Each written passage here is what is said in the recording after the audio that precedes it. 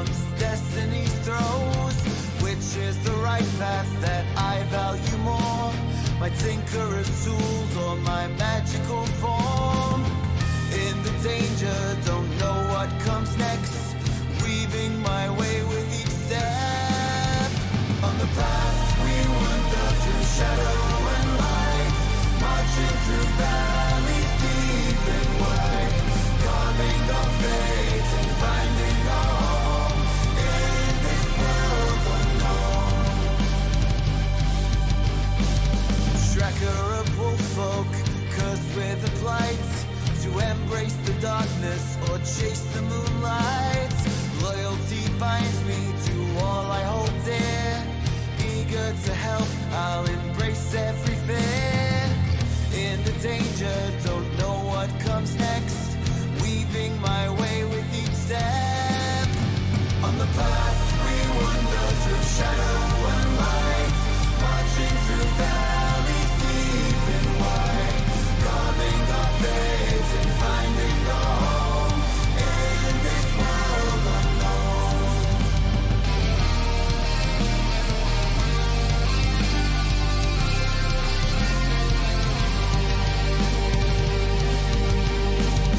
Bound to ceramic, a ghost of what was. I yearn for the path to break free from my curse. Brave in the face of all my hidden strife. Forward I journey to seek a new life. In the danger, don't know what comes next. Weaving my way with each step. On the path we wander through shadow and light, marching through valleys deep and wide, carving our fate and finding our home in this world unknown. Trained to be loyal to colonies call, yet torn by desire to be something more. Only in combat these bonds we renew. Together we journey steadfast and true. In the danger, don't know what comes next. Weaving my way with each step. On the path we wander through shadow and light, marching through valleys deep and wide, carving our fate and finding our home in this world unknown.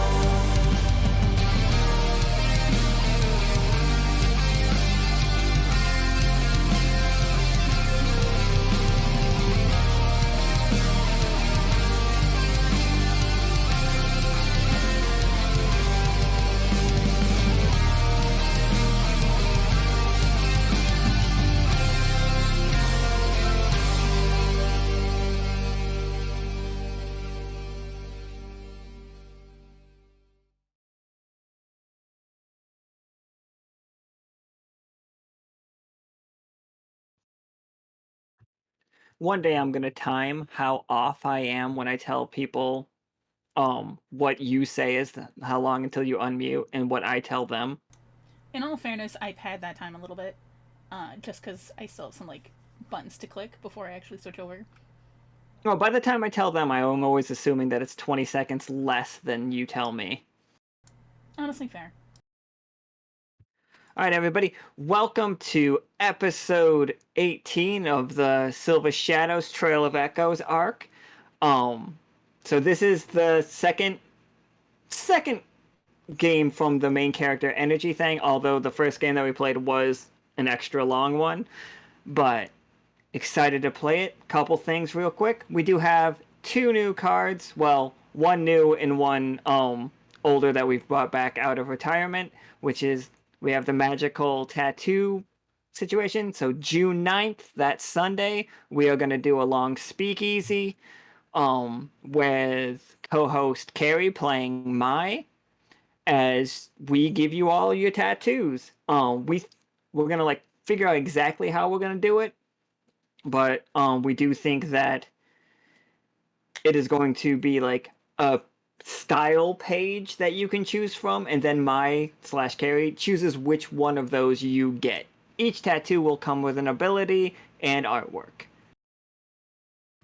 And then, obviously, we have the Rift Like Jesus card, which turns you into a Wraith for 10 minutes. Which is the joke I said 2 months ago that I thought it was going to be very funny, and I stand by it being stupid.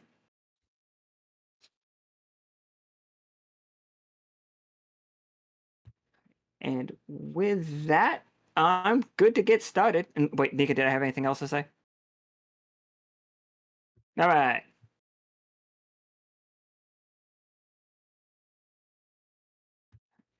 So we have senior officer and now permanent wraith form / spirit of Lockstitch, Royce, played by Cole. I'm blue, dabba dee ba dabba die. We've got Midnight, played by Karari. Oedipus way of giving him the name Voice. Sorry, what were you gonna? What did you say there? Voice. Solid. And then we got Tarkus, played by Ro. Do we have enough people to just have a Blue Man Group game? Yeah, I mean, Yes, we Cass, Gemini, Roy, but he was already blue. It's not like it's new. And Valentina is also blue. Yeah, they discussed Blue Man Group in chat. It's a living concept. I just don't think I've seen it in table yet. I don't think I would say Lon's blue. Yep.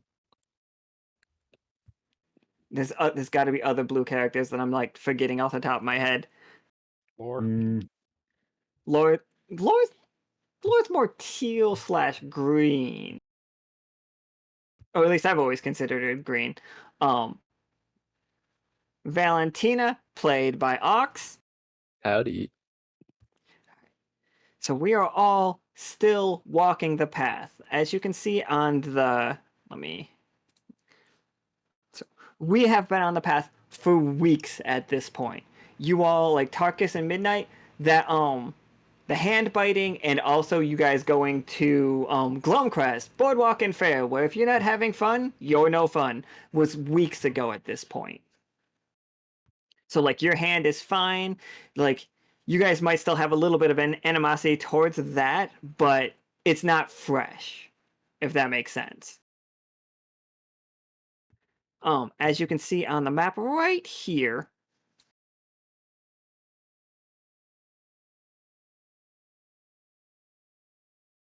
my token was on the wrong layer. This little map represents where you guys are right now. You are about to, on the path, head into the most dangerous part of walking the path, which, as you can see, you cannot see the path anymore. Like, from above. You're about to head into some incredibly dense foliage, and everybody that is, like, walking the path with you, all of their carts, are just a little bit more nervous right now. Like, a little bit scared. So let me go to this one. So Nicholas is giving Royce a checkup. Like, Royce, you have also been in this form for a while now. Like, you guys have fought. Like, monsters have attacked you guys. Like, you guys have been, like, showing that you are strong to all of your neighbor, like, the people around you that are also walking the path. I rolled dice, and we didn't end up losing any of them. Like, all the pathwalkers are still alive, which is honestly a shock to me. We're just that good. Turns out,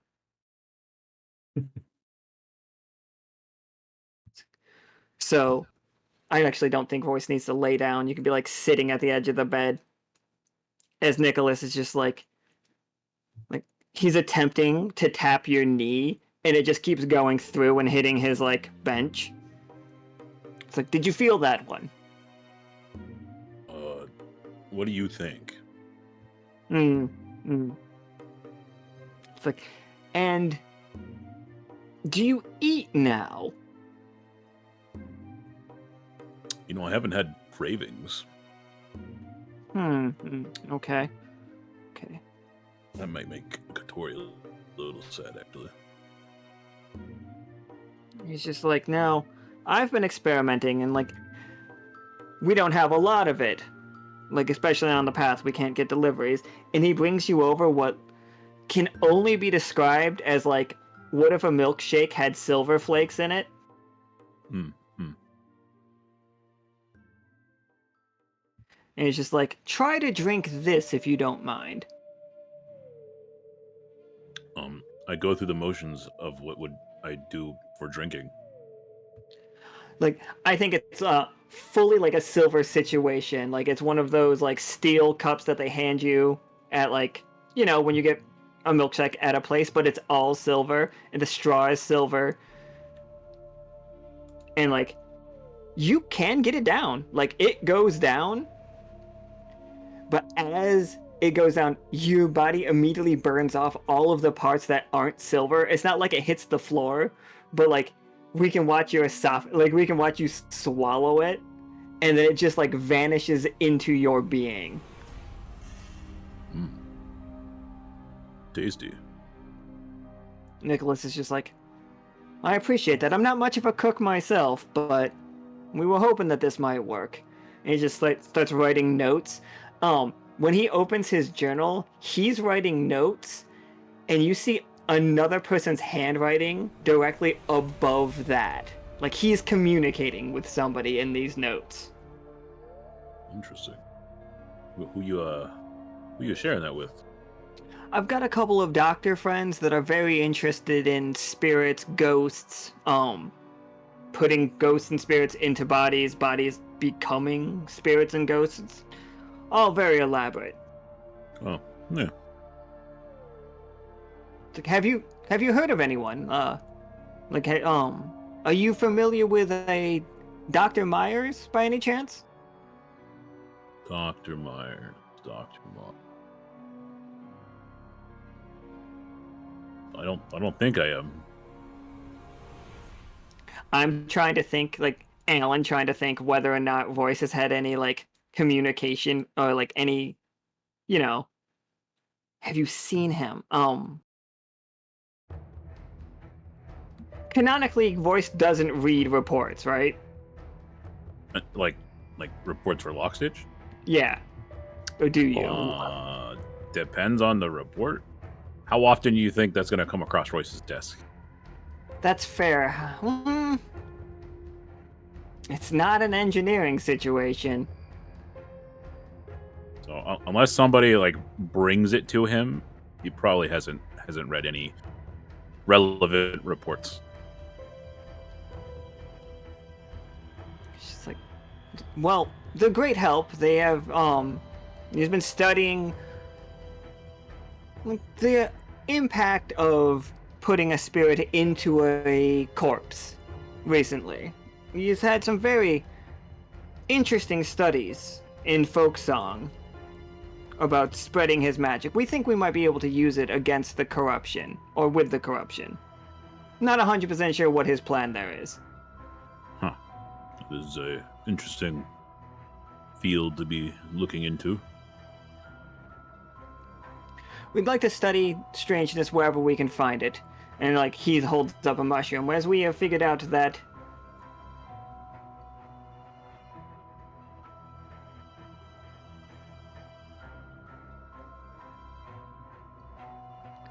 we have found that mushrooms do a pretty decent job of keeping it... did a pretty decent job keeping it contained. It's just... in the time. That's why I'm walking the path, obviously. And he's just like... you guys hear a horn blow outside. And he's just like, oh, it sounds like they're getting ready for... they've been talking this up quite a bit, saying that it is the most dangerous part of the path, and I assume that we're going to need your help. Well, I am here to provide support in any way I can. Glad to hear it. It's just like he stands up. He's like, shall we then? Quite. My copy and paste isn't working. I missed one of Valentina's ants. Oh no. Those are all very important ants. 5, 10, 14. 5, 10, and 14. Was there actually a casualty and we didn't realize? No. How could you say that? That's a terrible thing to say. Why are you so rude?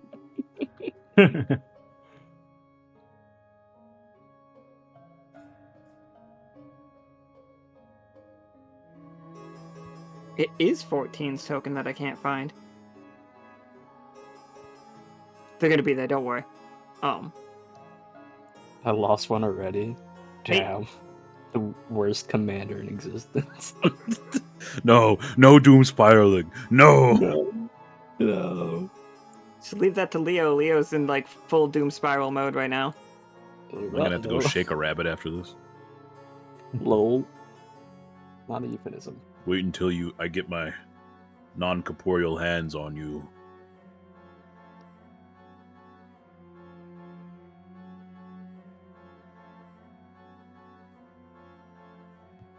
I was positive that I saved them as their numbers, and then now I do not see them as saved as them. I'll find it, don't worry. So we are approaching where you can no longer see the sky while you're on the path. Like the trees are getting huge overhead. The mushrooms are becoming less common, but the ones that you do see are huge and dripping corruption from their what do they call the gills? Do they call them gills? On the bottom of the mushrooms? Yeah. I believe so. That's so gross. I wish they wouldn't. Yes, they are called gills. Ugh. It's just a bad word to call anything. It's where the reproductive spores are stored. Well, hate that. The more you know.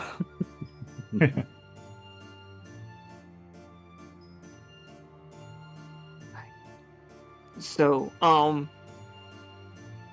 Valentina, how have things been going with your little ant troop? I think along the path, I would have spoken to 5, 10, 14 and be like, okay, groups, ladies, we have plenty of time here on the path. I'm so sorry, Alan, but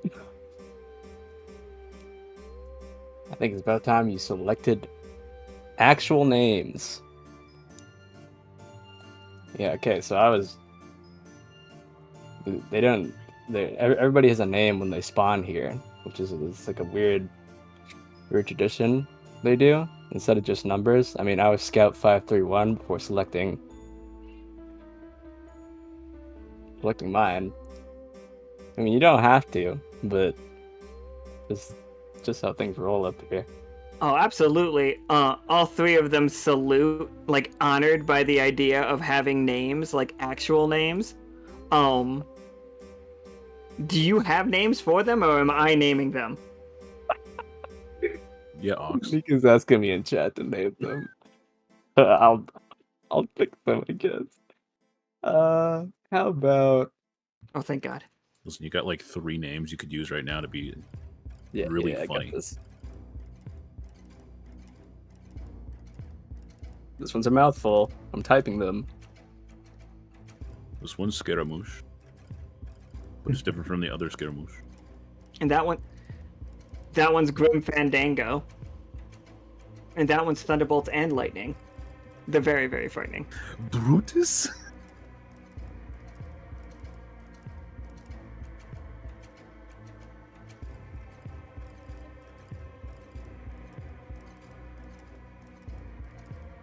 I'm storing these for memory later. I'm gonna do my best. Right, hold on, let me rename that. Like, I got this. I can do this. Yeah, I kind of like Galileo. That's a fitting name for a recon hand. Okay. Galileo. Galileo Figaro. I've already seen Dan. I like it's Galileo, Brutus, Vercingetorix. I don't know if I spelled that right, but it's like an ancient Roman general. Absolutely. Okay, so but which one is which? Yeah, 5, 10, 14 in that order. Okay, all right. So the 5 is Vercingetorix. Wait, I spelled it. Yeah, I just copied and pasted from Google. Alright. It's good. Oh, Don't actually, no, mind. I have my lore wrong. This fellow historically was crushed by Julius Caesar, which, you know what? That might be a little foreboding, but it's fine. Versi. kind of live. So we got Versi, Brutus, and then Galileo. Fine names, ladies. Fine names indeed.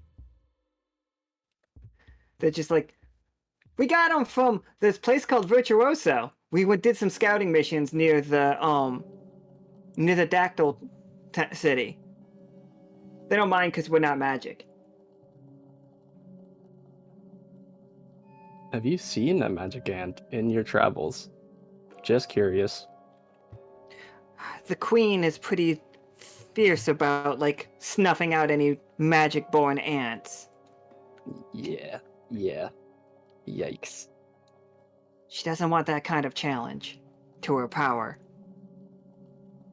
But Well, I think Galileo looks at herself and she's just like, I don't think I could have said that before.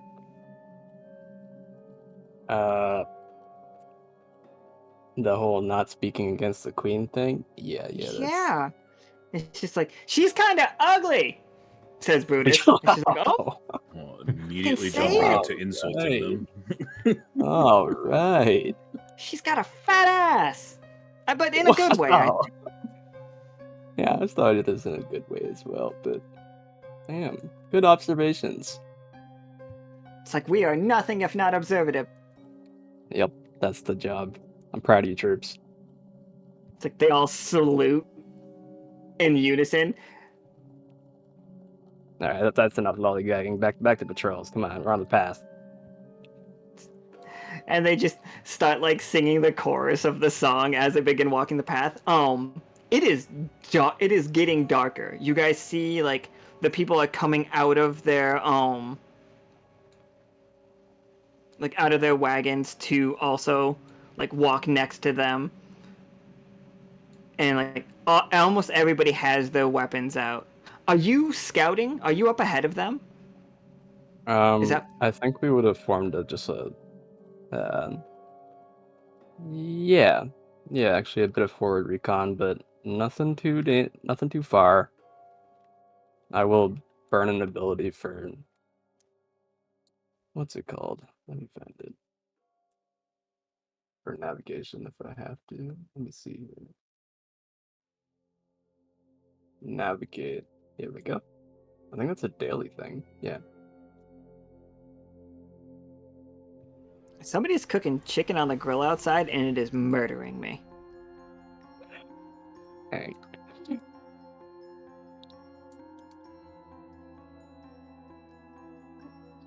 You cannot get lost in the wilderness. All right. Roll me 4 20-siders and take the highest. Roger that. Oh, is that a whole team roll for the? Yeah, like you're rolling for you and your squad. Yeehaw! Come on, oh guys. Don't worry about that one. You have 2 successes, which I'm going to consider negate that one, and that third success is going to count as your roll. Brutus, watch your flanks, Brutus. What are you doing? Oh, here we go. I got it. Don't worry about it. This is going to be hilarious. Well, hilarious might be the wrong word. Like, move them so I can grab just your squad.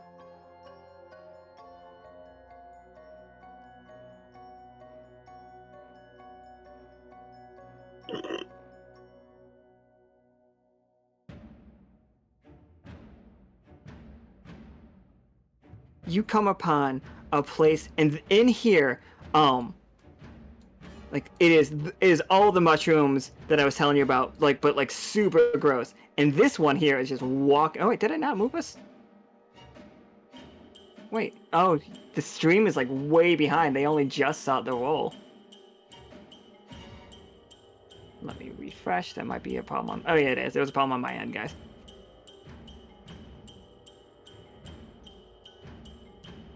It looks so moist. It is, and it's just like Gills. God. It does have like tendrily gills, and this thing is connected to this weird mushroom above it, and it's almost like puppeting it as it like moves around, and it does not see any of you until Brutus steps on a twig, and it's just snap. Now you are still successful. You still know about this thing. How do you hide Brutus in this moment? Or how does Brutus hide?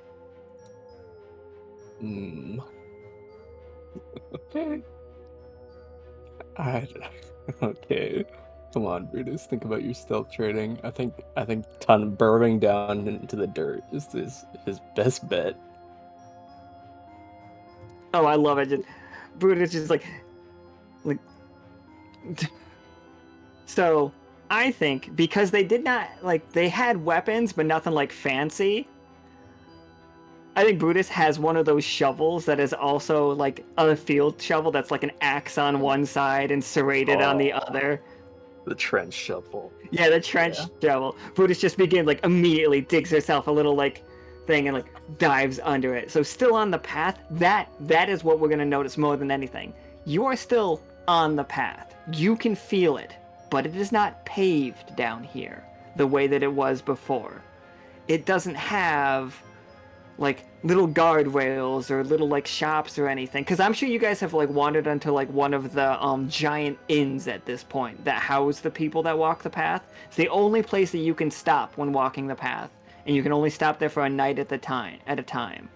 Understood. Seeing that it doesn't seem like Brutus's strength is in stealth per se, I'm gonna send one of the other ants back to the convoy to just deliver a quick message that like, hey, we found something big. We're holding position up ahead.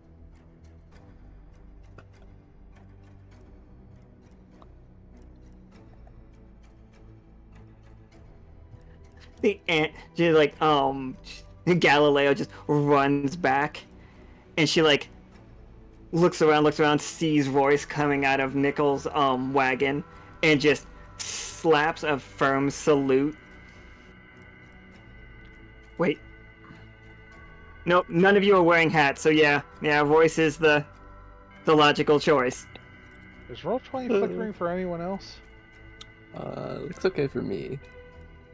I lose the ability to do anything on the page when we flick back. Oh, okay, all right. Give me 1 second, everybody. This is the old one. I'm gonna exit this game. I'm gonna send you guys all a new link to follow. Because this one was still in the beta, so I'm gonna copy this game, and then take it off the beta because this was just the old game that we did. Back to Omega. Right. I keep forgetting if you hold enter, it does things. And hold control and click, it does things.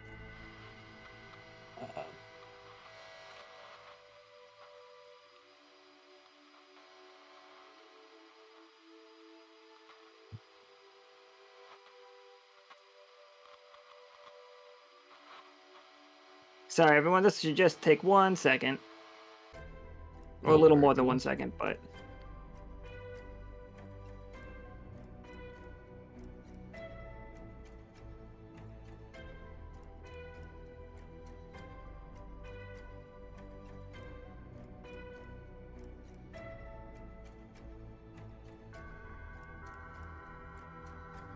I dropped it in our group chat because that felt like the safest place for it.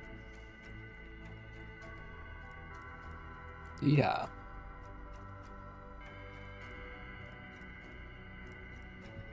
I want to use the beta because it was messing up, but I was just like, oh, this game's already in the beta thing, so... I'm loading in. We're so back. I'm gonna give the ant a brief salute. I don't know which one you are, but what is it? Galileo, sir. What seems to be the problem, Galileo? It's like Brutus is. Are you captain, sergeant?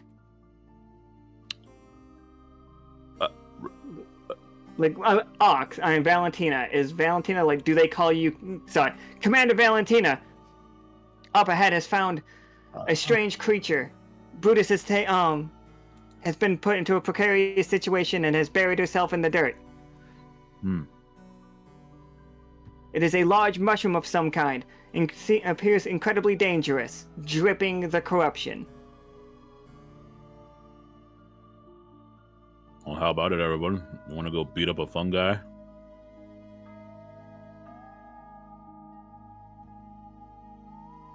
Sounds like a plan. And I think Battle and Born say, we've got the flanks. If you want to go ahead, do you think the 4 of you will? Well, the 7 of you will be able to handle it.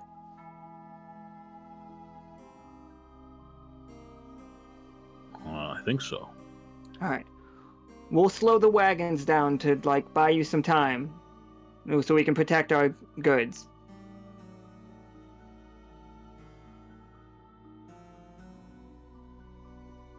I think Riot is just like looking into the woods. It's just like, this is dangerous, everyone. Be careful for ambushes. Let's get ready to rumble. But now it's because it's not on the beta setting anymore. I have to grab you guys all and put you in maps. Oh, the humanity. I know, it's terrible.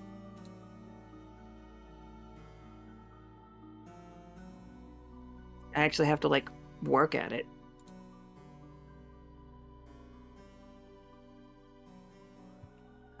So Galileo comes running back up, and when you get within range of Galileo,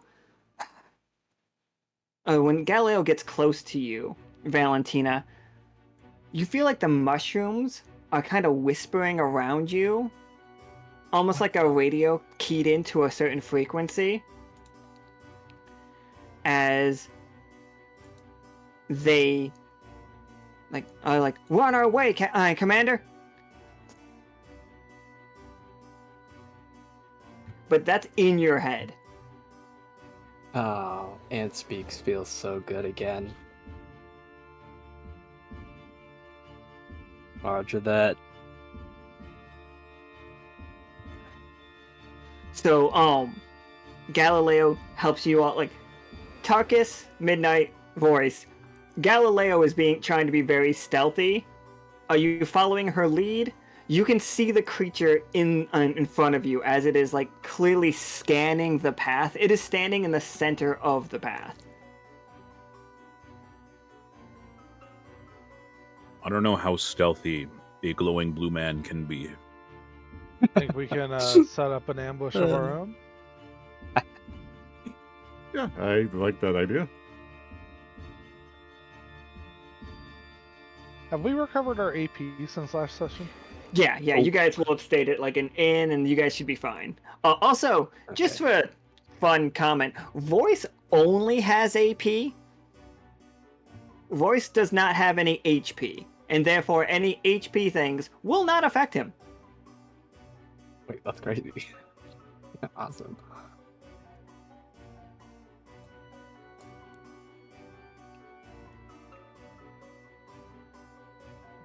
In that case, Tarkus is gonna wait for everyone to get into position for the ambush before using Beckon the Beast.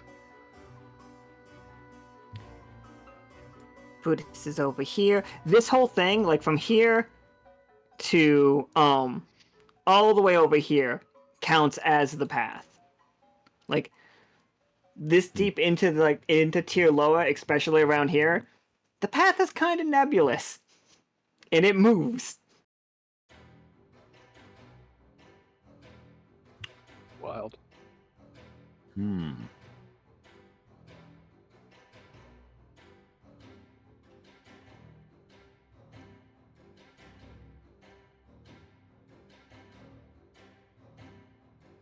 Am I good to do that roll? Yeah, absolutely.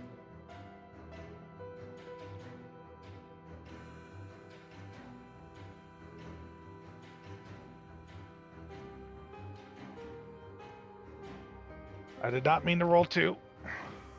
Okay, the 9 was the first one, so we'll take it. Or yeah, okay, we'll take the 5. Boop.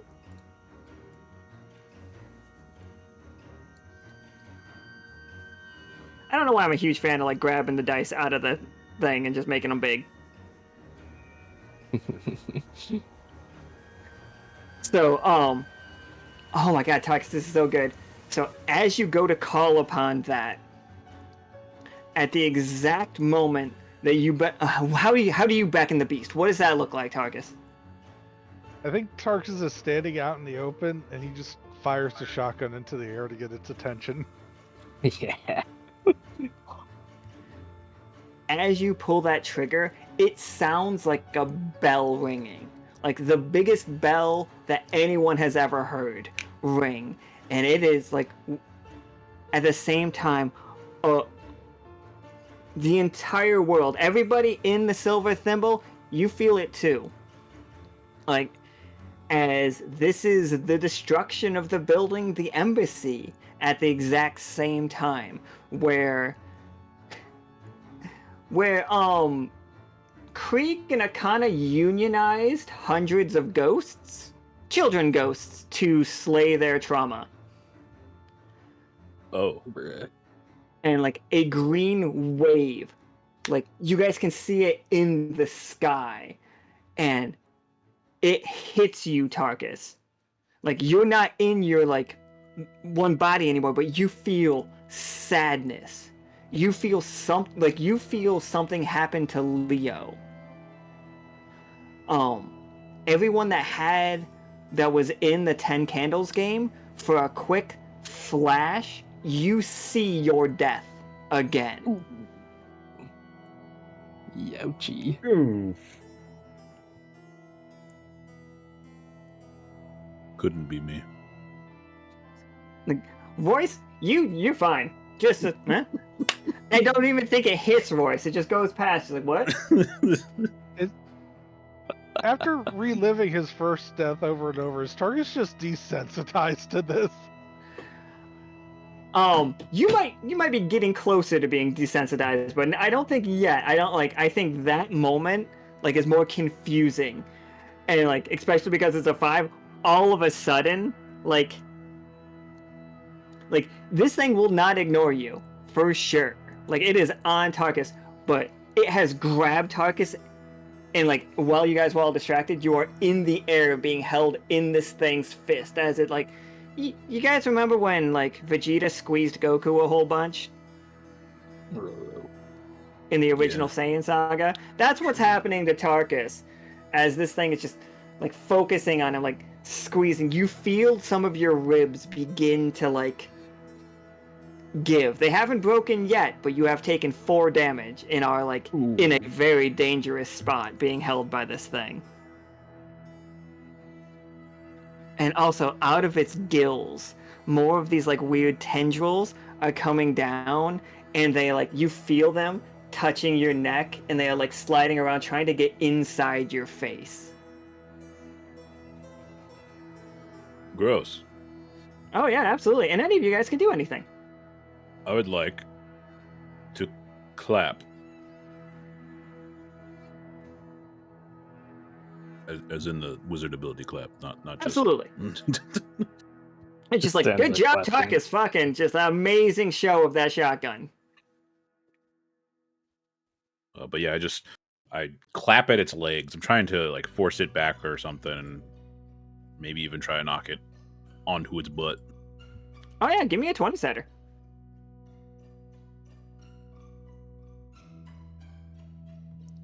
$17, absolutely. So when you clap, like, how has it changed since you became a ghost, or like since you became like this spirit form?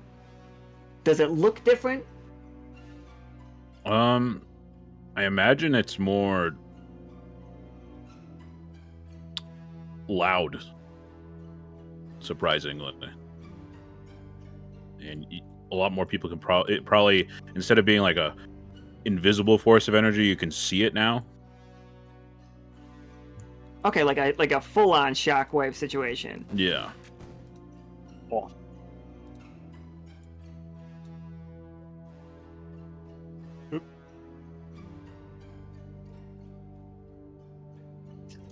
Oh, that wasn't a physical attack, though. Yeah, that's fine. We'll let it rock. So you blow its leg back, and it stumbles a little bit. And Tarkus, you have your arms free, like you are still in its hands, but like in its hand, but like your arms, like armpits, are free from it. But it is still trying to like tendril into your face.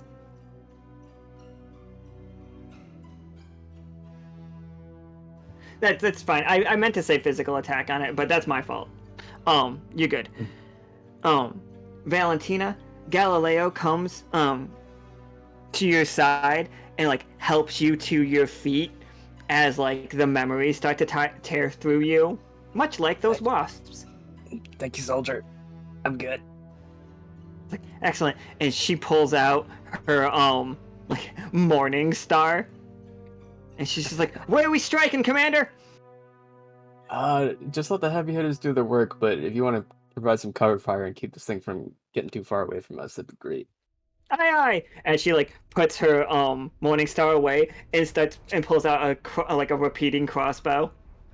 Yep, love the And she's like, enthusiasm though. Pew pew pew pew pew pew. Alright, who wants another one? Who wants to like just get an attack on it? So its left leg is flying back. As you can see, it like corruption is sticking it like a glue trap to the path. Like it is a little off balance, but you can tell it's about to snap its foot right back down. Oh, how much did Clap do for damage? I believe it's 2. Alright. Let me tell you, it's easily 4 because of who you are and all of your magic being silver. Mm-hmm. You're like, alright, who wants that? Another one. I'll take it. So, with the death trauma, Midnight's a little bit off balance because, I mean, his death was literally him losing his head, so it's a little disorienting. But he'll snap out of it and pull out his shark glaive, cast Shell Smite on it to make it give it a black glow. As he rushes at the thing, tries to jump off some of the arrows that the crossbow bolts that piercing it now, and try to get up to Tarkus and slice open the hand. Alright, give me a 20 setter. I didn't mean that effect. Production value. Oh, right? So your tough choice is you can free Tarkus. Like you can like take one of the fingers clean off. Like not the whole hand, but one of the fingers. Or you can but if you take that, one of the tendrils is going to wrap itself around your neck. It'll be it's incredibly long. You can hit the ground, but like you can feel it trying to pull you in. And also, it's going to be squirming for any hole in your face. Ooh. Or you can. Oh, what was that? Go ahead. I was going to say, regardless of the other choices, I'm freeing Tarkus. All right, absolutely. So you take that finger off. It's definitely like its index finger. Goes like flipping off onto the path as this thing does not scream, but it trembles. Oh. Like and like you see globs of corruption falling off of it, very much like a mushroom sporing. Alright, so Royce, you are the first D20, Midnight, you are the second, Tarkus, you're the third, Valentina, you're the fourth. And the 5th one is for all 3. No, I'm not attacking them. Not now, at least. Not now. So, Royce, you have a tough choice. Midnight, you completely dodged. Tarkus, you got some of the corruption on you again. And Valentina, you completely dodged. So, the tough choice for Royce is, you're gonna see an opening while it's doing this trembling. Like, you see the beating corruption is not in the monster. You could destroy this monster all day and nothing would happen. It'll keep regenerating. It's up here. Like, the heart of this corruption is in that thing. I see. Like, your tough choice is you can know that, but you get hit by the corruption, or you dodge the corruption and don't see it. Hit me. All right. This is 6 AP. Not 6. 16 seems too strong for the first fight. 3 AP damage to Midnight and 3 AP damage to Royce. Wait, Damn. me. No, Hurts Royce. my soul. Yeah. Royce, Tarkus, and Midnight, you each take 3 AP damage. Midnight dodged. Oh shit! Midnight dodged. Oh, Valentina. Sorry. Retro. I thought Valentina also dodged. Did Me and Valentina roll... Tarkus. Wait, Valentina got a 4 though. No, that was a 4 attack. Sorry. I'm reading it wrong. I'm reading my own thing backwards. Tisk. I know, I'm the worst, guys. Just retire me right now. No. Let's just find a better DM. That's right, Rupert. You've got this. Wow. All right. Midnight.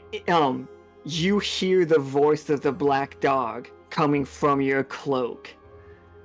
As it says, "Stay away from that. It's entirely too dangerous. Let him go. Stay back. We can make a better attack if you don't So, trembling, Tarkus, you fall out of that thing's hand and hit the ground. Like, this isn't like a not permanent thing or anything, but when you hit the ground, it feels like the goo is pinning you there. Like, Midnight, you see the opportunity to free him, but you would have to take only 1 AP damage. But the black dog is instructing you not to do that.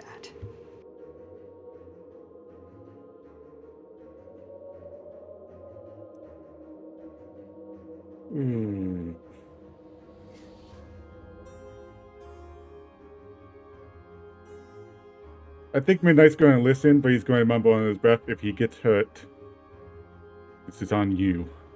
You better have a good plan. My plan is to win at any cost. Now there, attack. And you see, as it's shaking, its right shoulder isn't like as built up as the rest of it.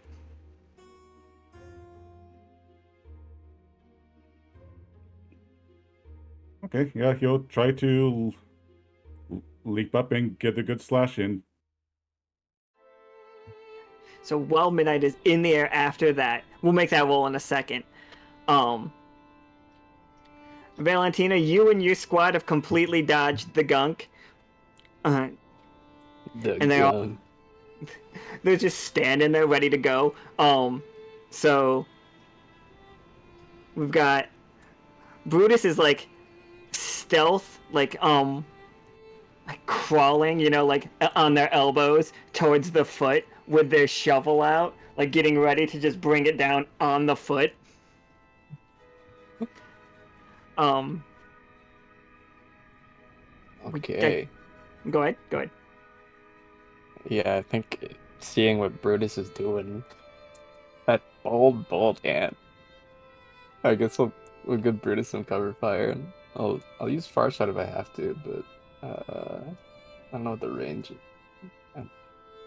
It's not so far away that you'd have to like use far shot to extend it. I'd say it's close enough that you all can make your shots on it if you were back with the caravan, they would. If you wanted to shoot them, that would be a far shot. Or if you wanted to shoot Okay. from there, that would be a far shot.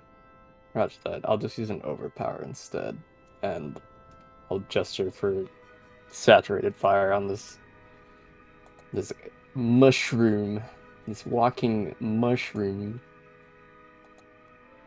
Rolls? Yeah. Go. Roll 2d20. The other one is for Brutus. Yeah, for Brutus. Understood. Come on, Brutus, redeem yourself. Oh. Hey. Brutus.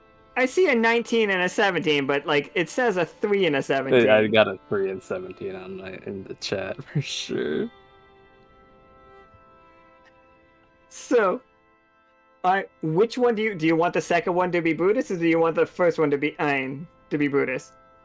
I think the second one was Brutus, right? Oh yeah, okay, absolutely.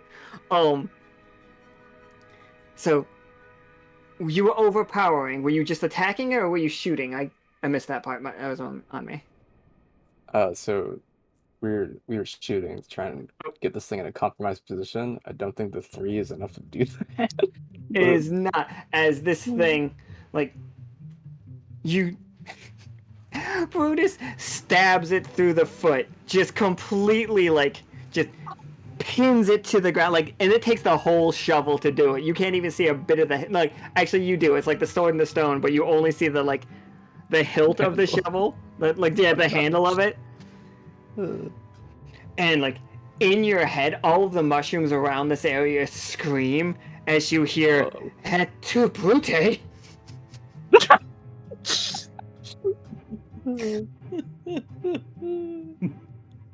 This thing's called Caesar. Let's stab it. Yep, this is definitely a Caesar.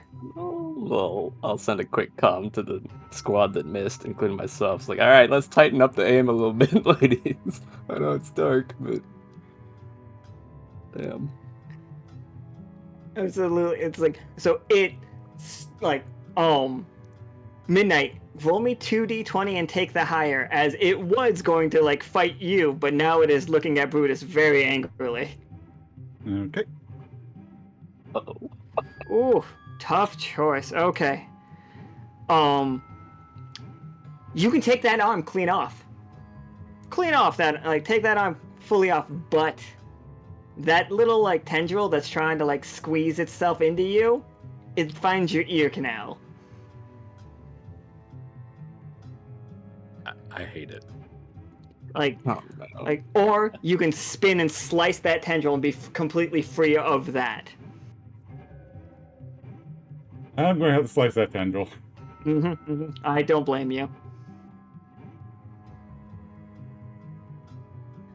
So you slice the tendril, and it goes to swing at you with its right arm. It misses completely, but you are no longer, like, in a great position to, like, keep attacking it. Tarkus, you are on the ground, covered in this corruption. It is not getting through you. Like, it is like you feel it draining your AP, as, like, it almost feels like a extra beating heart on top of you. Like, its mass is beating.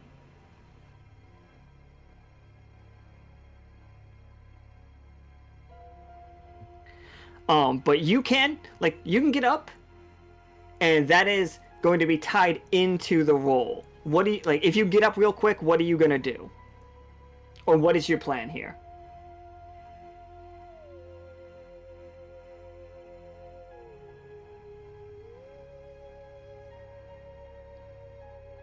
I'm not sure.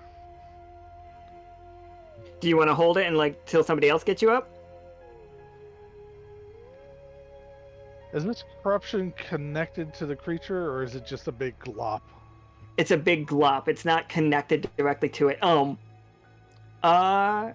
me a 20-sider, Tarkus. This is just for you studying it. Even if you don't understand any more of it, you're not in a worse position. You can just be in a better position. With a success, we'll take it. This is what the folks in tier lower, or maybe, like, real quick, like, we go back to you guys just starting to walk the path again, and, like, the main thing that you really have to look out for on the path, the most dangerous thing, are what we call spreaders. or the contagions, the most dangerous of them. Any creature that doesn't just have the corruption, but willingly spreads the corruption, has become a nightmare for us. Lately, we have seen many more of these. And this is like, Battle is telling you this.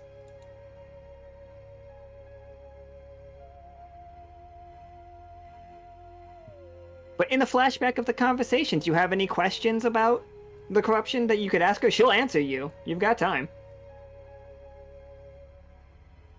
The corruption that they spread, how flammable is it?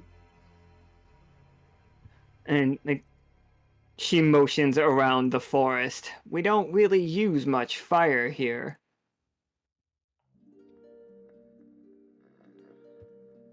It's like, most of us haven't attempted. Like, we know that fire has been used to destroy corruption. It's like confirmed that it works. Like, the worry is it might work too well. Born just gives a little, like, meh, whatever gets the job done shrug. Born is the big guy in the background in case everybody has forgotten. This is Battle. This is Born. I remember. This is Dearest.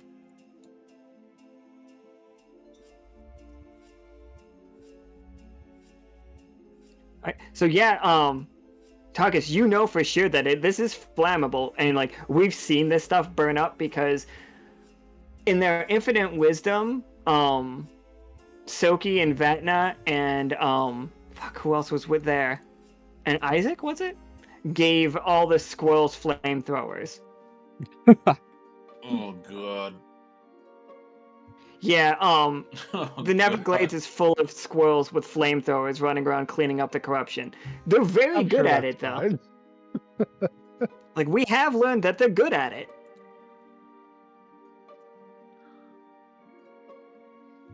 Aman was the third there? Okay. Yeah, Aman was the third there, my bad.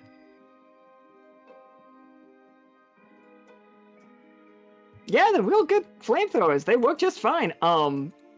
We now know. Oh, they attached them to their, like, muscle cars. I forgot about that part. So they just drift around the, cemetery with flamethrowers.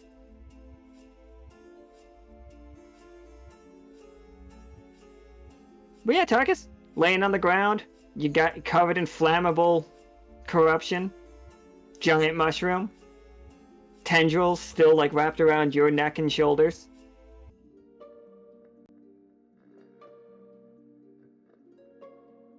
You know what? Fuck it, we brawl.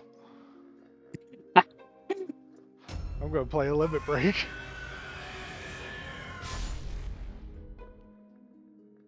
As that combination of ghost fire and the Slayer Bane weapon fire erupts from Tarkus' chest again, forming a silhouette of the old robot body as that just grabs the corruption to try to set it ablaze and hurl it at the big mushroom.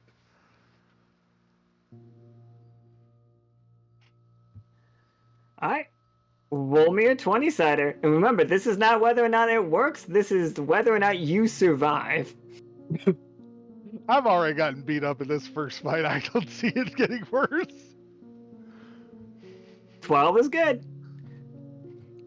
As you, like, lob this, corruption at it, it hits it square in the chest.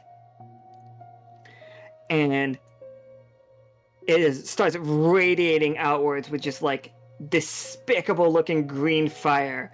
And like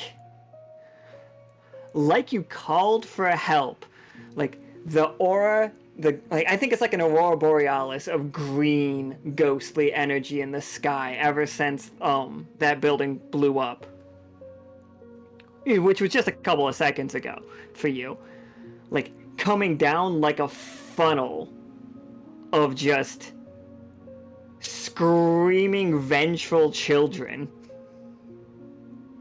like burst into this thing, and you see them like hundreds of shapes, but mostly just like fists and grabbing hands ripping this thing apart.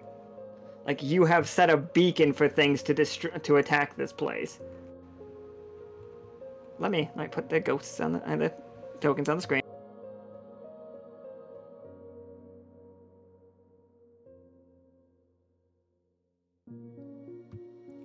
Good. Tier low is going to be heckin' haunted, though. Just so we know. You know what's really unsettling is the fact that not even for yesterday's game, I had, like, a token for, like, a child ghost. Bruh. What's worse than a ghost? A child. A child.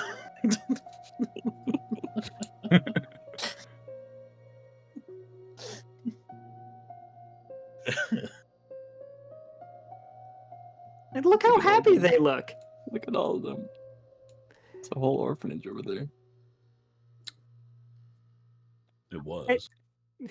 Like, were they orphans when they died? I mean, okay, so the Pied Piper showed up to many towns around Folksong, lured them all away, and then sold them to demons to, like, profit off of their trauma. Is how, like, what went down. And now they're a union. Ah. They are known as the Union. They all move as one giant being, which is just a ghost. And it's pummeling the shit out of this mushroom. And this thing has no defense against this, by the way. Yeah.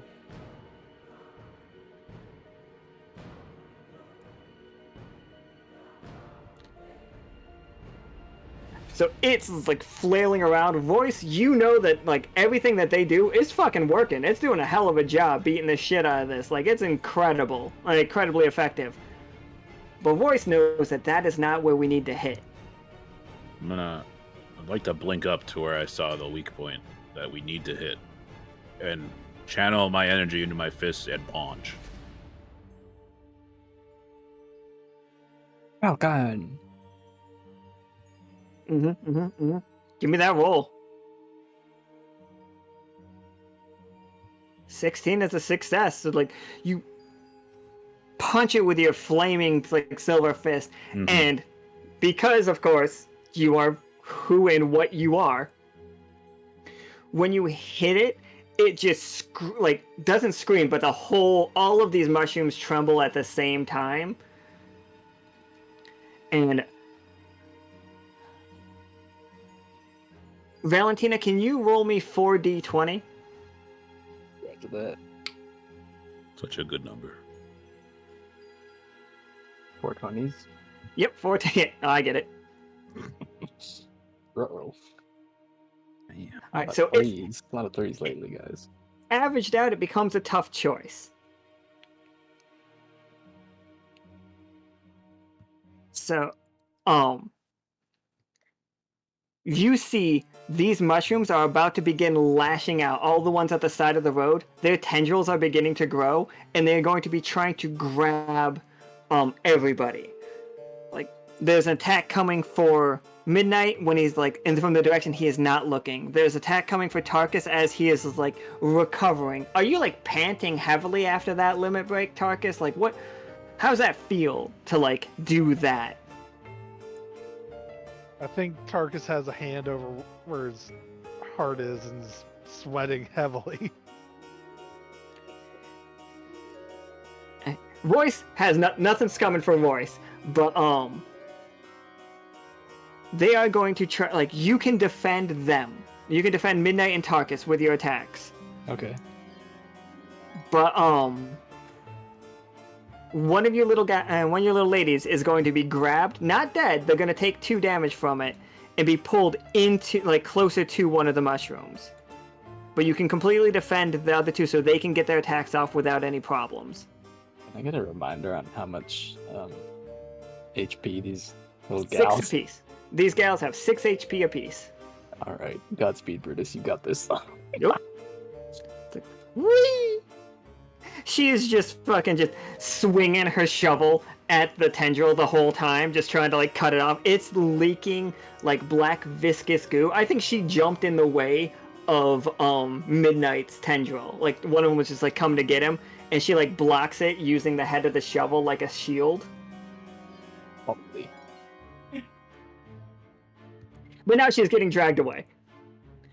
All right. Uh-oh. So, in the sky, like in the air above you all, where Royce just punched, is what can only be described as a beating heart made of corruption, and it's big. Like it might be the biggest one we've ever seen. It's about like the size of a 2-story house. Jesus. Like it does not like being punched. But Midnight and Tarkus, you guys have an opening. This thing is, well, we know not the main threat, is still like there. It still exists. It's going to hit you if you leave it alone. But if you guys think you can get it done in one turn, this is the, like, you know, the video game right answer, but it's risky. But you both get 2d20 and get to take the higher. Hmm.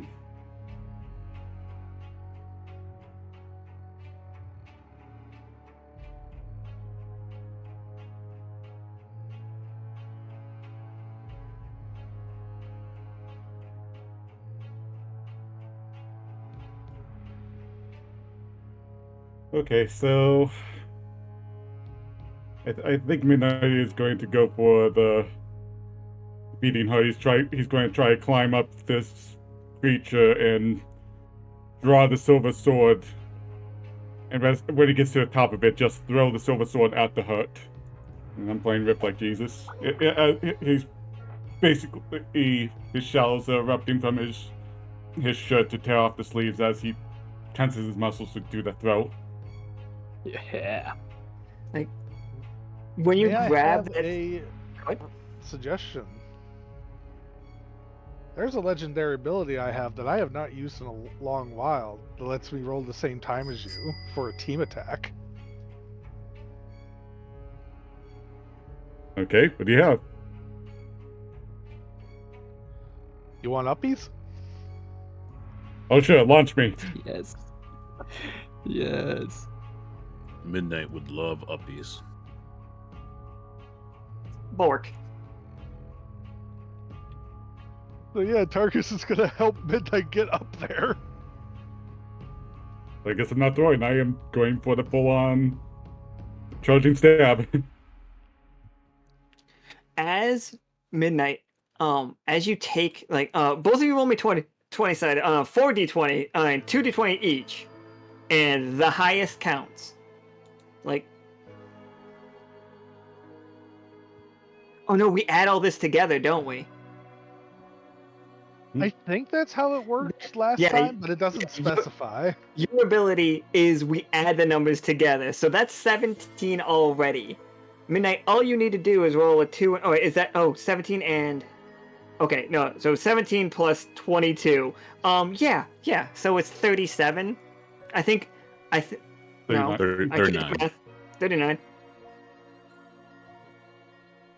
Yeah, so, yeah, that was almost a double crit situation. This one is not a cheer squad. Cheer squad is a natural 20.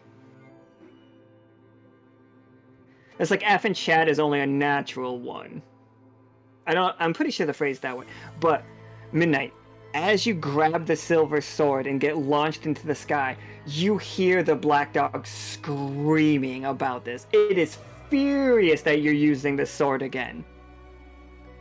And like with Tarkus's ghostly aura, like I'm picturing it very much like the sword in your hand bursts out it starts as the silver flames, but then like slowly becomes like the iridescence that we've seen from the in-between, like a Akana's scythe. Like, and as Tarkus gives you the uppie, what does the uppies look like? Is it like you got your one hand in the other and he's gonna step into your hands and you're just gonna throw?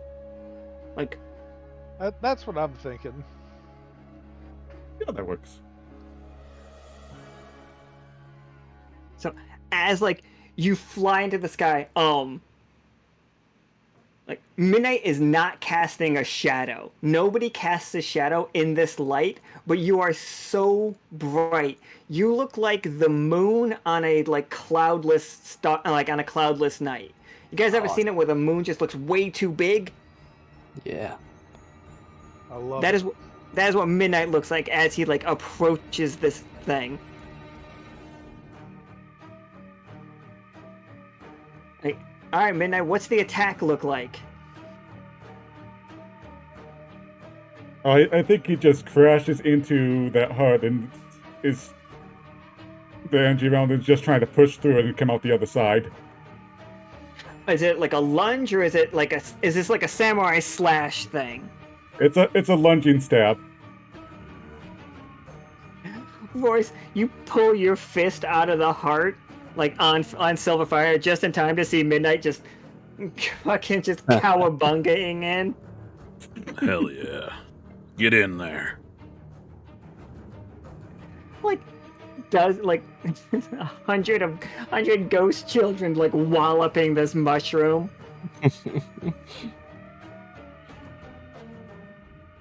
They're going for the DDT.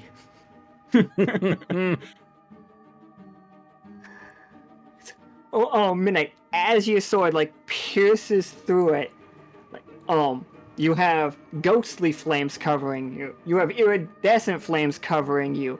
Like, you feel your sword pull in the silver fire from Royce and also just like add a third like kind of damage to it as this heart just explodes, showering the ground underneath it with tendrils as the huge creature like takes a couple lumbering steps and then collapses into the corruption dust. Yeah.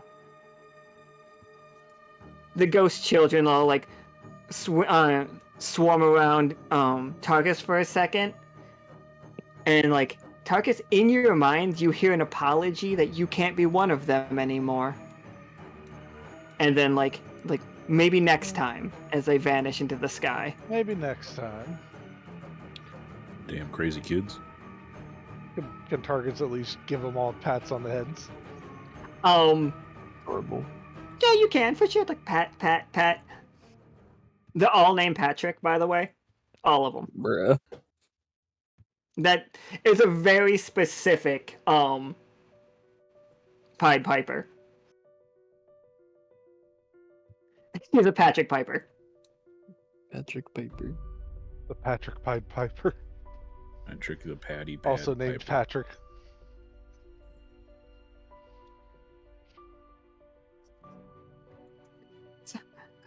You see Brutus like cut off the last tendril that attached to her, and she stands up and she's like flexing all 6 of her arms, well, 4 of her arms, and like she's just standing like very squat, ready to go. Victorious. Victorious! And like Midnight and Royce are still like way up there as this thing is like squirming a little bit, but the heart begins to turn into the dust like the corruption do. But these tendrils are not going away. Oh. Can I set them on fire? Absolutely, you can set them on fire. Royce, not Royce. Midnight, are you still holding that silver sword? Are you still like resplendent with the moon's glow? I think Midnight is sheathing it pretty quickly, but he is whispering under his breath, "You said at any cost. Make sure you And cost remember but that." me. And now you know how it feels. So we're going to have a proper conversation about the boundaries, or I'm not going to give one damn about you. In the distance, Midnight, like from this height, before we set this all on fire, up ahead from the path, you do see many. Oh, there's too many for me to count. Like dozens of lights that are reminiscent of the opalescent light that you have going on. Like up ahead, they appear to be in trees in the distance.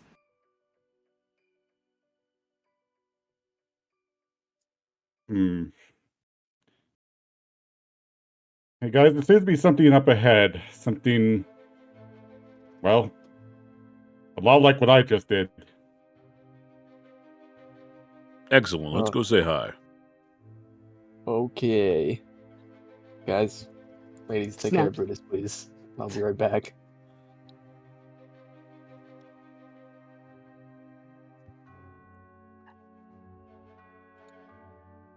Okay. This is where I'm going to be like, hey, if you don't like spiders, maybe don't look. I love spiders. They got such nice legs. I got just so many of them. Just thinking about a spider, but with like It's like all it's human nothing legs. huge right away, but like You're saying I can't make a character who's a spider person? no, you absolutely can make a character that's a spider person. I, Alan, have no problems with spiders. Obviously, I'm going to use them a lot. But I do know Forge has like arachnophobia, and sometimes he's watching. So Ooh. this is just me being very polite. I understand.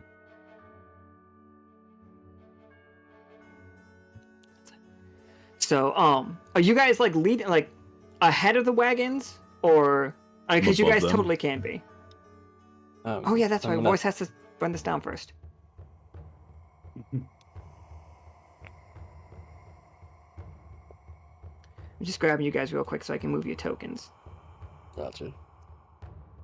See, I'm being yoinked.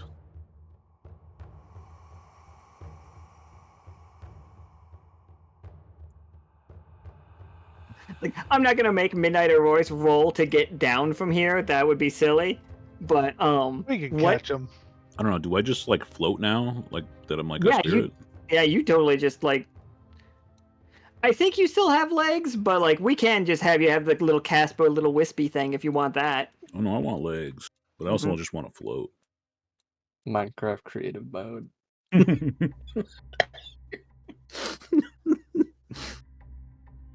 Like Yeah. Voicecraft. Royce- I mean, I do punch trees.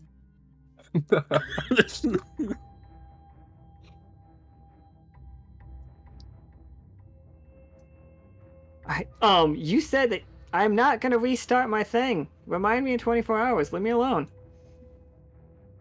I'm not gonna restart it in 24 hours either, guys. I just Your need. time I'm giving ends you. in 24 hours. It's like I'm lying to my computer. I'm not lying to you. You're literally just holding a rag over your computer's mouth, like, no, we don't do that here. No.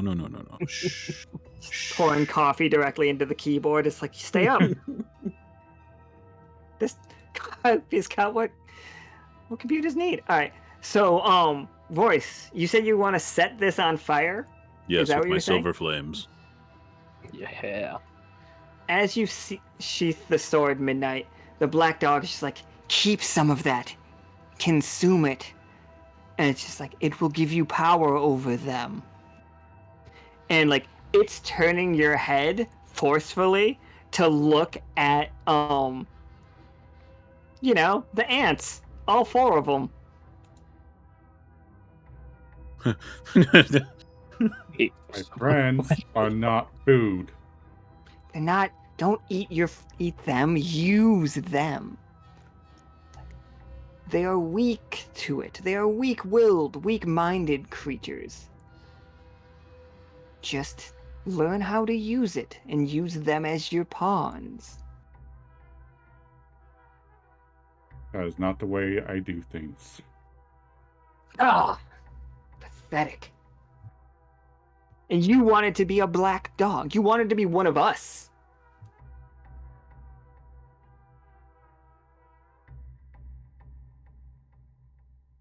A hunter is nothing without its pack.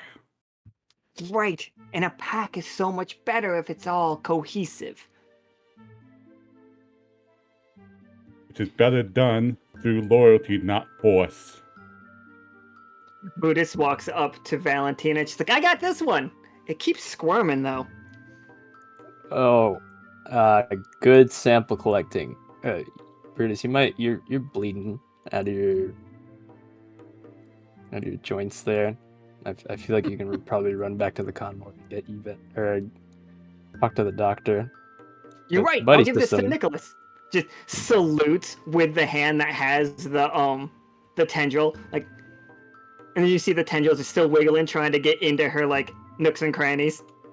I'm just gonna ask, Vercingetorix, please go with Brutus. I think she might have a concussion. I'm not sure though.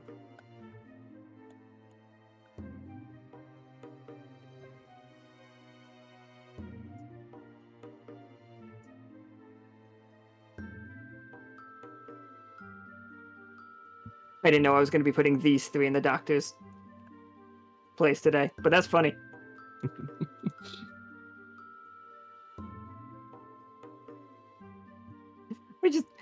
We get a scene that's just like, hold on, here we go. Well, I hope the doctor is studied up on their bug anatomy. Like, Nicholas is just looking at him and is just like, and okay, I can bandage you up. And Brutus just like, and Commander Valentina told us to bring you this, and just like shoves the thing into Brutus and into Nicholas's face as he like takes a step back and puts it in a jar. He's like, This is. It's like, I'm sure she didn't tell you to thrust it into my face. Let me. No, that was not what I was actually trying to do it 3 times, so 2 more times. All right, so it's a tough choice, and he's just like, okay. You guys stay there, and you ladies stay here. I'm going to like study this, and I'll be right back with you. Valentina, you guys all have like, no, you don't have your comms on you. Oh wait, no, you wouldn't.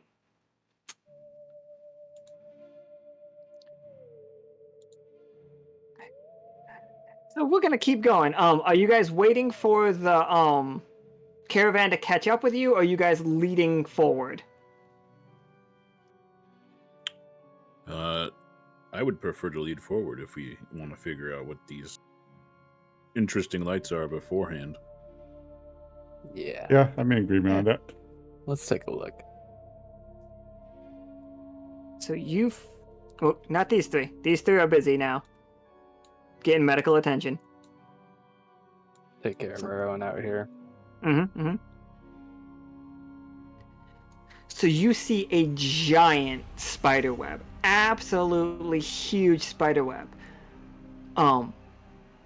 But it appears that when it was made, whatever spider made this, very meticulously cut out the path. It didn't build it, like, it gave you a tunnel to go through. But you all feel eyes on you. Like, hundreds? Thousands?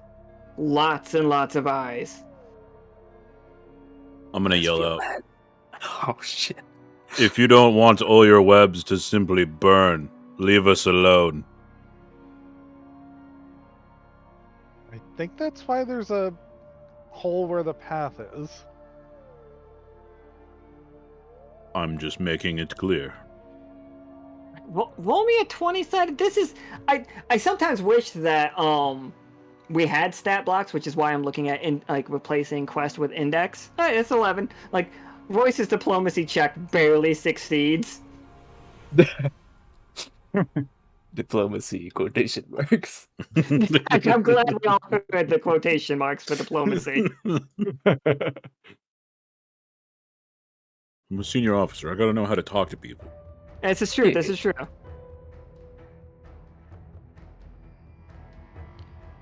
So you feel actually you just hear especially Valentina, and it's just like it was in a predator's voice, Valentina, like in a like natural I'm scared of this like kind of voice. It's just like, leave our webs alone, and we shall leave you alone. Well, I think we're on the same page then. You Yeah, guys sounds made a like a very good pretty deal. web. Thank you. And then I guess if we get the chance, relay that to the caravan.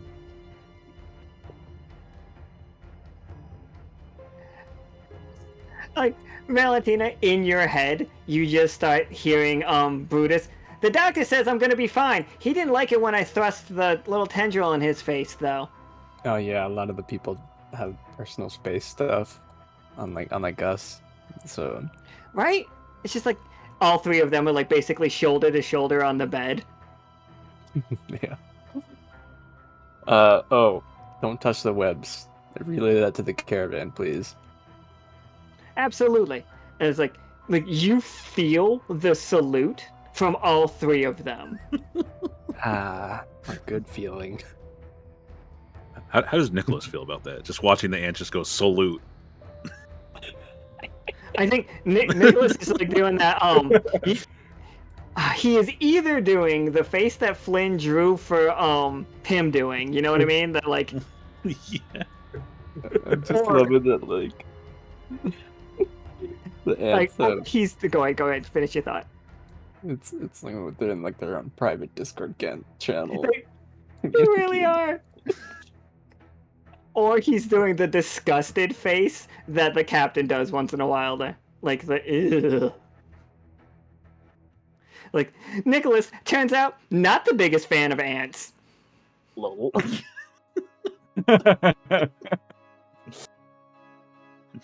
Yeah, that one. It's either that one or the face that Flynn drew for Pim. It's just like imagine a fucking like English Spaniel Rasputin doing that face, and you'll understand what I'm talking about.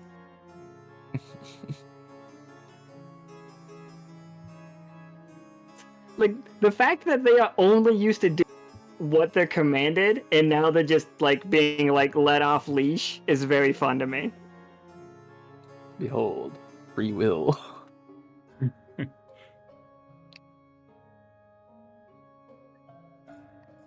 As you guys start walking, like when you walk past that web, this place is still coated with webs, but you can see, especially you, Midnight, you see all of these what look like lanterns. But you know, deep down, these are egg sacs. And there are hundreds of them.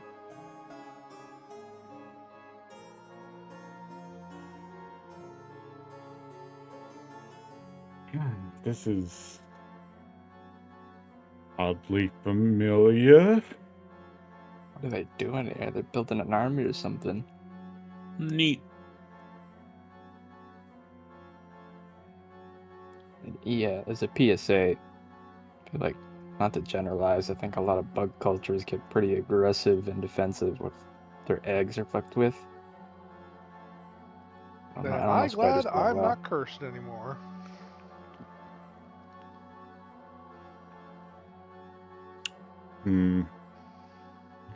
Up ahead, Midnight, you smell burning on the air. It must have been. It feels like it would have been old, but there is something up ahead. Further, maybe just off the path. Just for the record, we did learn that if you tie yourself to the path, you can leave the path. Just in case any of you need to get off the path for a second. Cannon.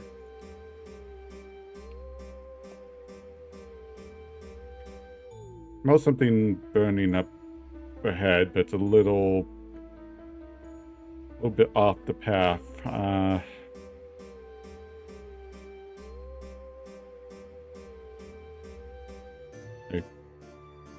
feel like we should at least see if we can get a look, make sure it's not something that's gonna cause problems, but we need someone we need someone out there on tether and someone to hold on to the tether. Okay. Well, I'm not sure how well I'm going to be good at either of those things. Oh, right. How does that feel, by the way, the new form? Oh, you mean the fact that I don't have a physical body anymore? Yeah. Honestly, pretty groovy. Okay. I volunteer to check out the path. It's a lot less weight to pull back on a rope if you guys gotta bail me out, so... Oh, I see. You're gonna go on your own scouting mission instead of your ants. Yep. And Tarkus, if you're willing to hold on to the tether, I mean, like, looking a little uncomfortable about the prospect of him doing it, just because of how the black dog's been acting.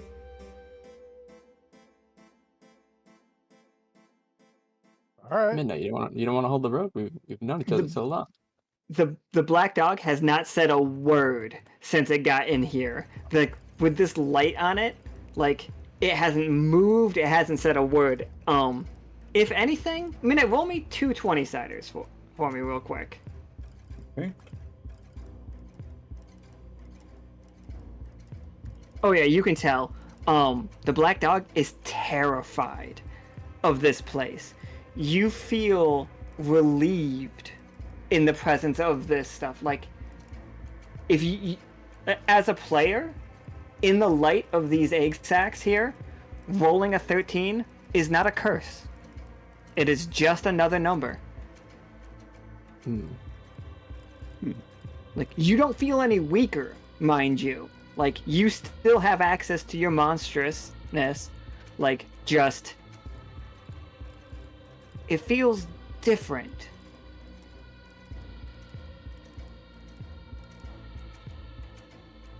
The music got so creepy just now. Damn. Okay.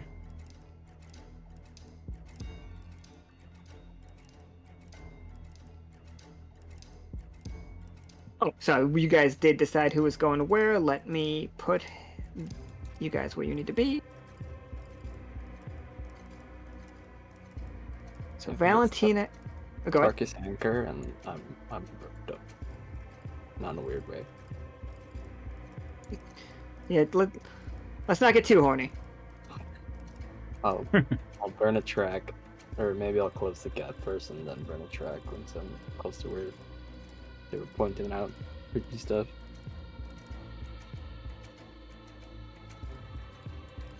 As you get closer... Oh, let me make this disappear real fast. And then... Okay, now real, like, this is the part we're gonna see spiders. 8. Why did I volunteer for this?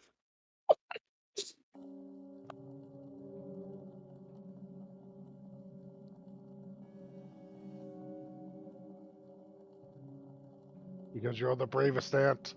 Oh, what was I thinking? These spiders have skulls on their backs, bro. Oh, hey, Skulltulas. Quick, use the hook shot. Just quick recon, in and out. I think if we kill enough of the gold ones, we'll lift a curse. But we were able to communicate with these guys, and they said just don't touch our webs, and you have free passage, right? Do not destroy their webs or their eggs, and you have free passage. Understood. Keeping that in mind. Roll me, all 4 of you roll me a 20-sider. This is the second time we've encountered these things, and I think you guys might have, like, looked up some stuff about it. Ro and Midnight have never heard of these things a second in their life. Nope. Oh, okay, good. Just Royce. Oh my god, what information would Royce... Okay. Canonically, these spiders lay eggs that look like moons.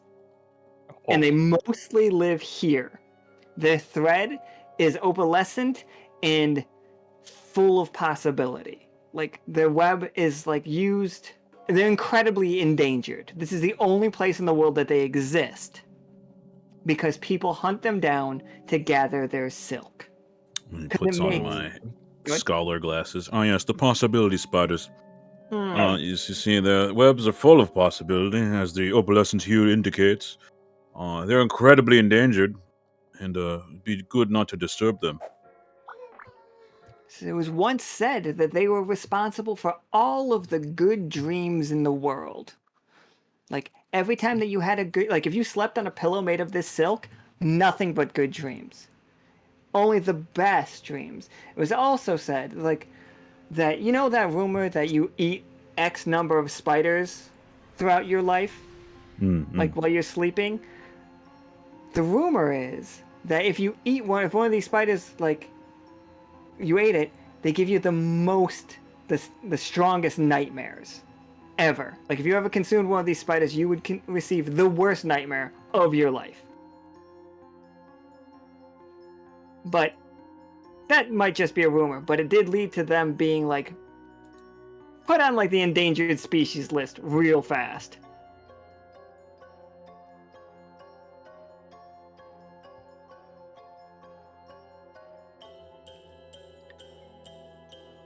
Yeah, I played Middle of the Road because Midnight has encountered something similar to these spiders in Liminal, so I feel like that too is a little... Oh yeah, absolutely. Then yeah, Midnight,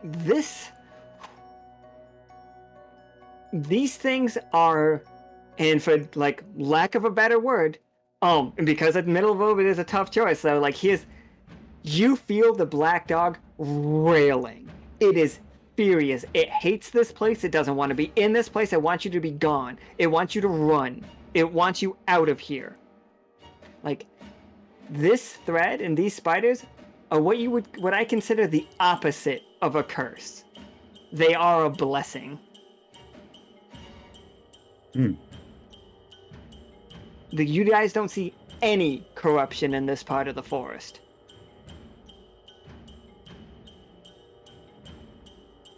Okay. Good spiders. Yeah, just because they got skulls on them doesn't mean they're, like, scary. They're just trying to scare away predators, which is, everyone. After, does Royce drop the lore on the comms? Do I hear that? Yeah, Royce, are you just yelling out the lore? Yeah. I got the glasses on. I'm just yelling out. Yeah, and they have some special qualities, and I thought you should know. Oh. Okay. They're actually the good guys. Thanks for the info. I was battling some prejudice in my brain, but it's good to be enlightened. Valentina, you can leave the path and walk over the webs. It's not sticking to you. This is like the trapdoor spider webs on the ground. Like, you see all of the spiders looking at you. Like, they are not making any aggressive moves, but they are keenly aware of exactly where Valentina is putting each foot, one after the other. I will tread carefully myself too, knowing the terms they've dropped on us. Up ahead, you hear an almost not even almost mechanical, like a completely mechanical sound, and like somebody cursing under their breath. Not under their breath, just like out loud. It's like, get me out of here, these fucking spiders. I hate these fucking spiders. He's like, come on, work. And then you hear like clang, clang. As you come across this fucker. Oh, snap. I'd like to stealth up on this fella if I can. I lean forward in my chair. He is currently trying to fix his vehicle, that has clearly been mostly destroyed and it's covered with spider webs, and he is trying to be very careful to like move the spider webs without destroying them. You see there are a couple spider corpses around him. Ooh. That have been like blasted away. And he's just like, gotta fix this. This is the Mandalorian, by the way, from our Star Wars game. This is where he landed.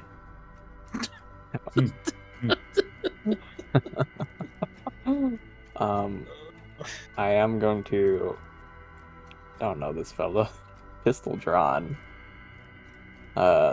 Just wave and make my presence known. Hail, stranger. He turns around and he has like definitely your stock fucking. He's got the gun the Mandalorian uses for sure. You know. Yeah. It's like he flips around. He's just like, "Back, you little ant." And he's just like, "You with the spiders?" Do I look like I'm with the spider? And he's just like, "Worse. It looks like you with the Lockstitch." Yeah, I was about to mention that. Valentina, the Seam Guard, nice to meet you.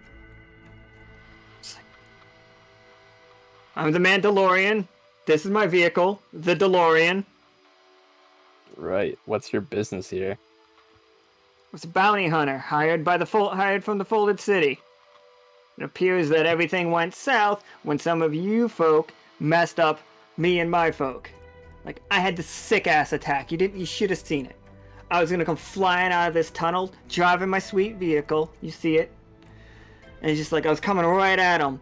And then they all just kind of stepped to the side, and I went flying right out the docking bay.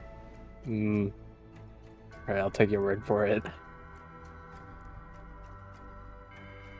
I'm almost hesitant to ask, but are you in need of assistance here, Mr. He's like, oh, you can call me D'Lo. And Mr. D'Lo? He puts his gun, like, over his shoulder and, like, walks up. He's just like, I hate this fucking spider web. I hate the spider webs. And he puts his hand out. It's like, nice to meet you. Yeah. You know what? I'll holster mine too and give the hand a good old shake. But put a bit of intimidating ant grip into it. So, like, your intimidating hand grip, you see, like, crunches his, like, not in a terrible way. Like, he doesn't, like, die or anything. But he is, what if you folded origami and then covered it in lacquer? That is the texture you get from him. Oh. Interesting. It's like, you realize immediately that this is not an outfit. This is him. Oh. Interesting. He's like, crash landed after a little bit of a disagreement between me and your friends. And it's just like, I was hired to do a job. It seems like the boss is no longer active, and I was just trying to get out of here. I've been here for weeks. Well, it's just business, right? That's how it goes. We have a pretty talented engineer in our squad on the path. Oh, I heard if you go on that path, you don't get to come off. Yeah, that's pretty true. I'm roped up right now, and I'll just gesture down. Just like, smart. Just Look, like, if we send our engineer out here, maybe we can help you out, but... I'm gonna guess you're gonna need payment. Yes. What's in your ship? It's like, I don't got much that would be useful to anybody that's not a member of the Folded City. And it's just like, I take it you don't drink ink? As he, like, takes a big sip of, like, an ink pot with a straw in it. No. You got anything else? It's like, it keeps it going. He's like, well, that lithium really decided to make me this ridiculous weapon. But, like, I could never really figure out how it worked. And he holds up a crystal in his hand that shines from gold to opalescent to the blackest color you've ever seen. It basically becomes invisible. And before anybody gets their hopes up for this thing, this is specifically for Midnight. I thought Midnight was going to be the one that left the path. I really did. Oh.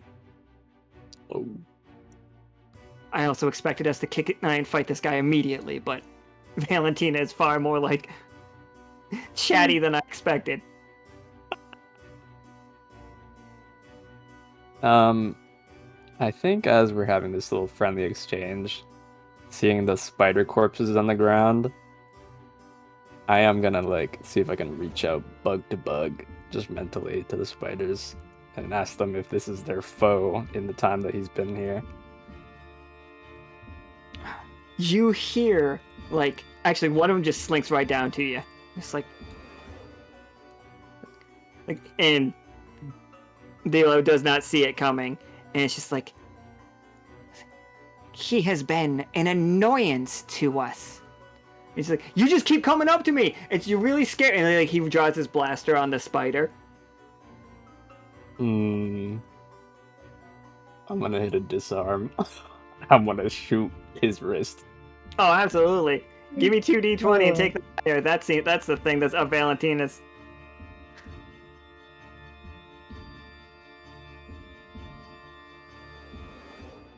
Yeah, absolutely. It flies through the air and Valentina can catch it with her other arm. Hey, I'm keeping this. What was his gun called? I don't actually know. If only we had fucking Carrie in the chat, she could tell me. I know it's not the bolt caster because that's what Chewbacca had. The E3 carbine. The Remember E3 it. carbine? This is the It's P3 two Bs. carbine. This is the Paper 3. It is made out of heavily lacquered paper and fires it fires concepts.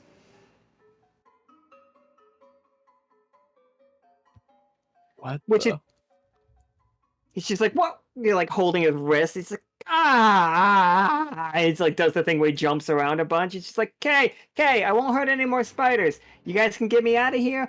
He's like, here you go. And he hands you the crystal. He's just like, go ahead, make use of it. This is the second most cursed thing that you've seen today, Valentina. The first most being midnight. I put it in my bag. As you do. He's like, all right, I'll leave. Can you just help me get this working? And he's just like, Yeah, I'm not in command of my squad, but I'll ask politely on your behalf. Well, you seem so authoritative. If you're not in command, you should be. I salute. The spiders all salute as well. And I leave him with his weapon for now. He gets right to the edge of the path. He's like, I'm not getting on the path, though. I didn't ask you to. But you got me real close to it.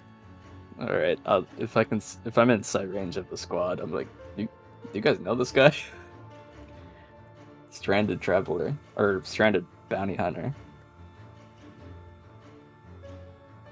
He looks at all of you. You see him like reach back and like pull out not a gun. He pulls out a scroll that just has like a list of people on it, and it just says at the top of the list it just says run on site, and you see Royce at the top of the list. Holy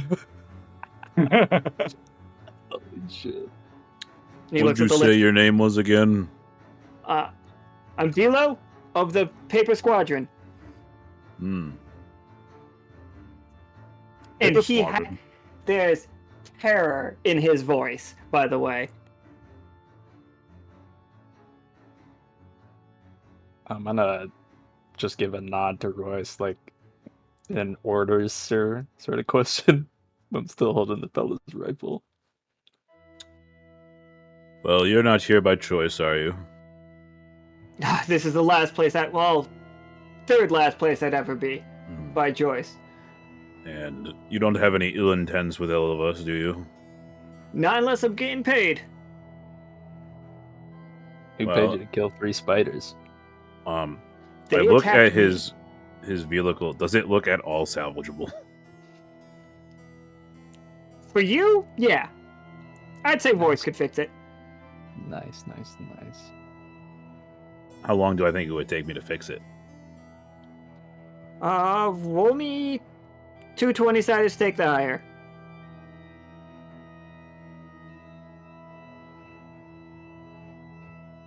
You could get it done pretty quick. The other caravan would be like... They wouldn't catch up to you until, I think, about an hour or so. You could get this thing working just fine. At least enough for him to get away. If I can get you a ride working, you'd take off without bothering nobody? Yeah, absolutely. Scout's honor. Squad's honor. Yeah, he said he'd pay us this too, and I pulled a thing out of my bag. Cursed glowing object. Midnight, you hear the black dog again for the first time. Like, it's just like, take it.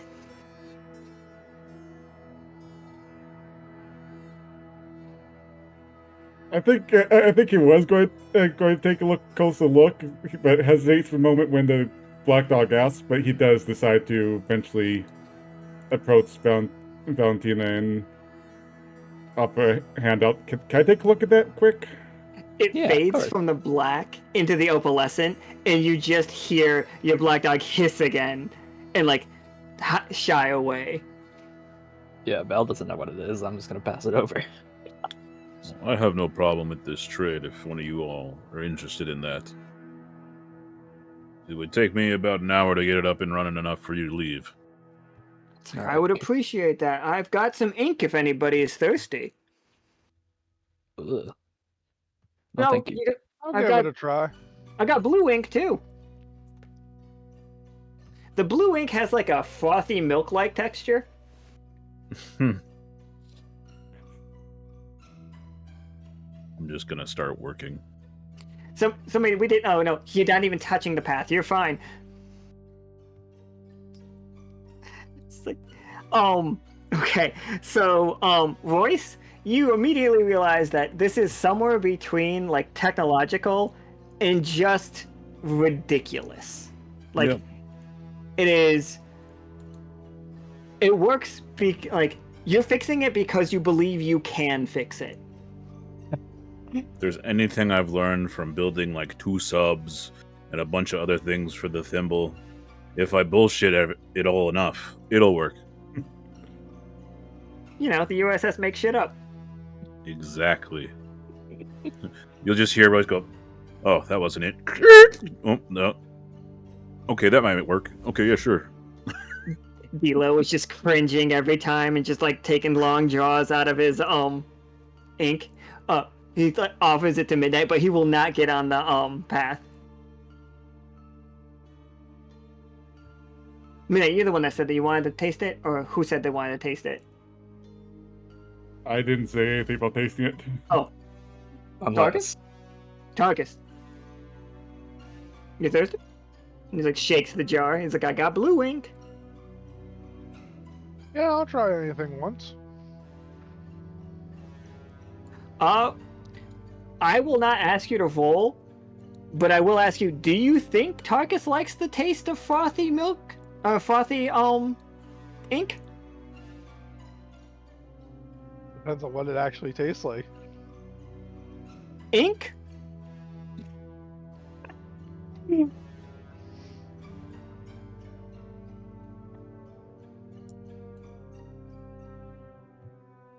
I like, think as a drink, no. But this would probably be great if you cooked it in pasta. Man of culture, I see. It's like, go ahead, you keep this jar. It's just like, make something delicious with it. I don't need to ration anymore, cause you're. And then he just like cringes as Royce swears at the vehicle again. he's very good at this job. Trust us. I do trust you, Valentina. Wait, yeah, you said Valentina. You told. It's like, he was like, so, and he just sits down, like cross-legged, drinking his ink. How's working for Lockstitch going?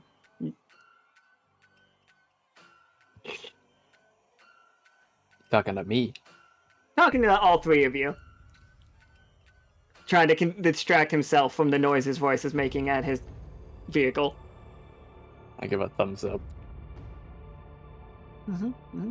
I've worked for many bosses in the past. It's just like right now, it's just like kind of in like the Folded City is in its weird phase. Like a lot of people trying to claim power. Have you guys heard of the Tailor? Who?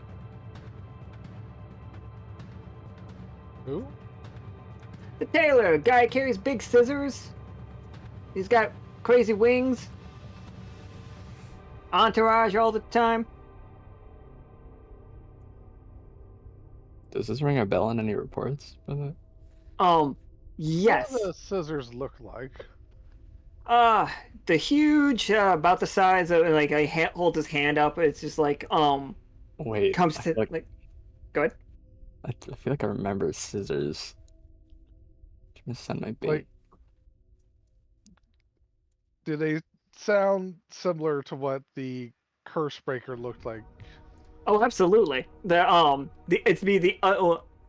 curse breaker is one half of the scissors. Did we encounter a scissor wielder when we were first exploring the like between space? You sure did. Ah, but That's, they didn't announce themselves as the tailor, did they? They did not. He didn't. He refused to announce himself as anything. Understood. that sounds like he has the curse breaker.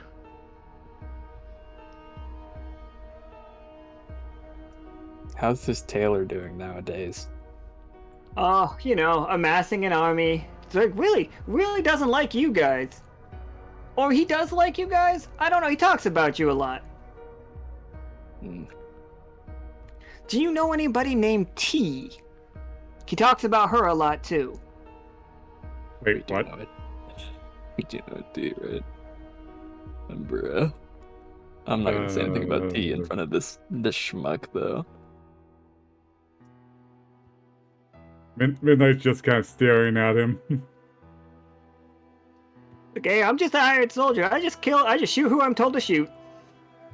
Or I fail to shoot who I'm told to shoot. Like, they're gonna be real mad about the fact that you guys are all still, like, kicking. But hey! Any hot targets recently? I mean, aside from us. They were very interested in taking out that Soki fella. I look to the rest of the group. So, you said this tailor hired you? Is that what you said? Oh no, the tailor didn't hire me. The tailor hired and is in charge of Lithium. Lilith was in charge of Lilithium. Lilithium hired me directly. So I guess in the chain of command, I might have worked for him, but not directly. Who the hell is Lilithium? Squirrel, gas mask, power trip. Really hates music. I mean, I remember a lithium that kind Yeah. of fits the description, but lithium. He I shrugs. don't know about. Oh, sorry. You can finish your thought. I'm very sorry. I didn't mean to interrupt. I don't remember anything about music, but I don't know. Yeah, she Think had that has something to... something to do with Go. Gibbet being run by that band now? Very possibly. I think they were one of the ones involved in the whole mana battery thing, which that's fallen under since then. So I don't know. Maybe they had a grudge about that.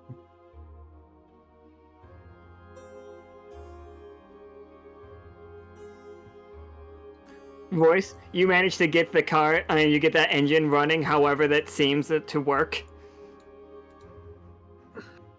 All right, that should get you where you need to go. Oh.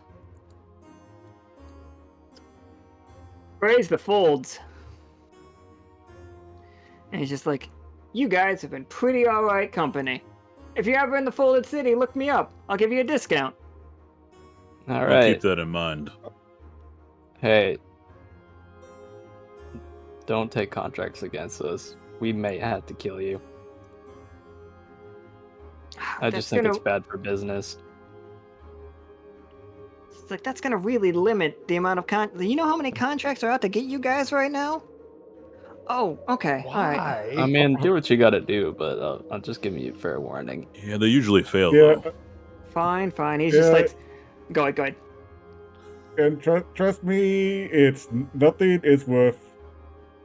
No more money is worth dying because you can't spend that money. Yeah, I mean, you can. You just gotta know how to. Just gotta know how to die. Look It's at like if you. Royce. It's like, yeah, right. If you do it right, you just get turned into a book, and then they fully fold you up. Midnight just kind of looking over at Royce. Oh, good. One of you know. Yeah. See, you just gotta get good at it.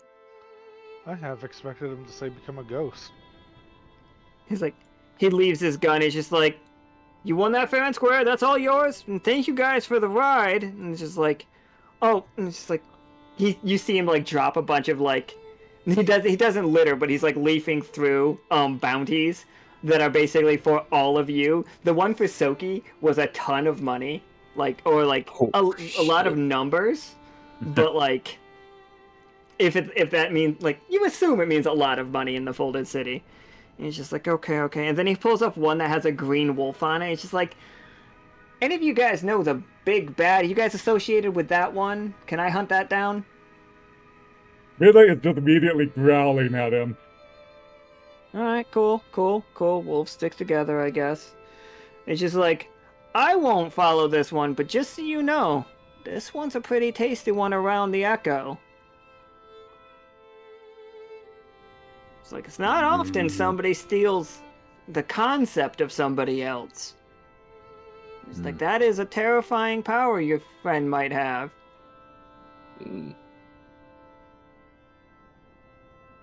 Well, I'm off. Doors fold up because they become wings, and like you can just see him inside, like a Jeep that's removed its 2 doors, and he like takes to the sky. He's like, ta-ta!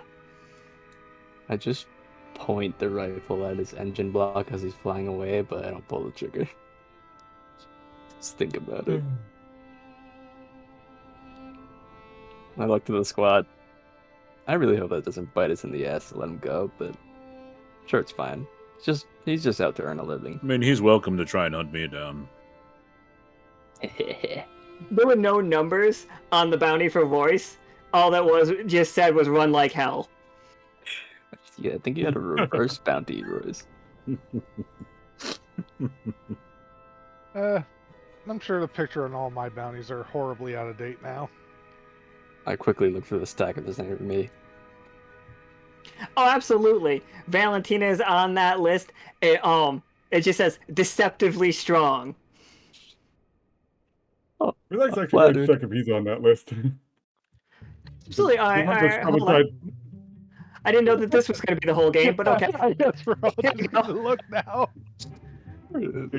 Mostly because someone tried to recruit Midnight, so you know he's curious.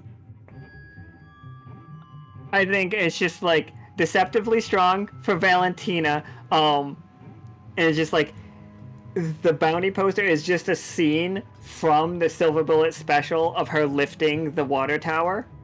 Ah. I think Tarkus, it's just like just says suplex with an exclamation point and a question mark, and it's just like him and like you can't see Clovis in it, but it's both of them fucking like suplexing a giant shark.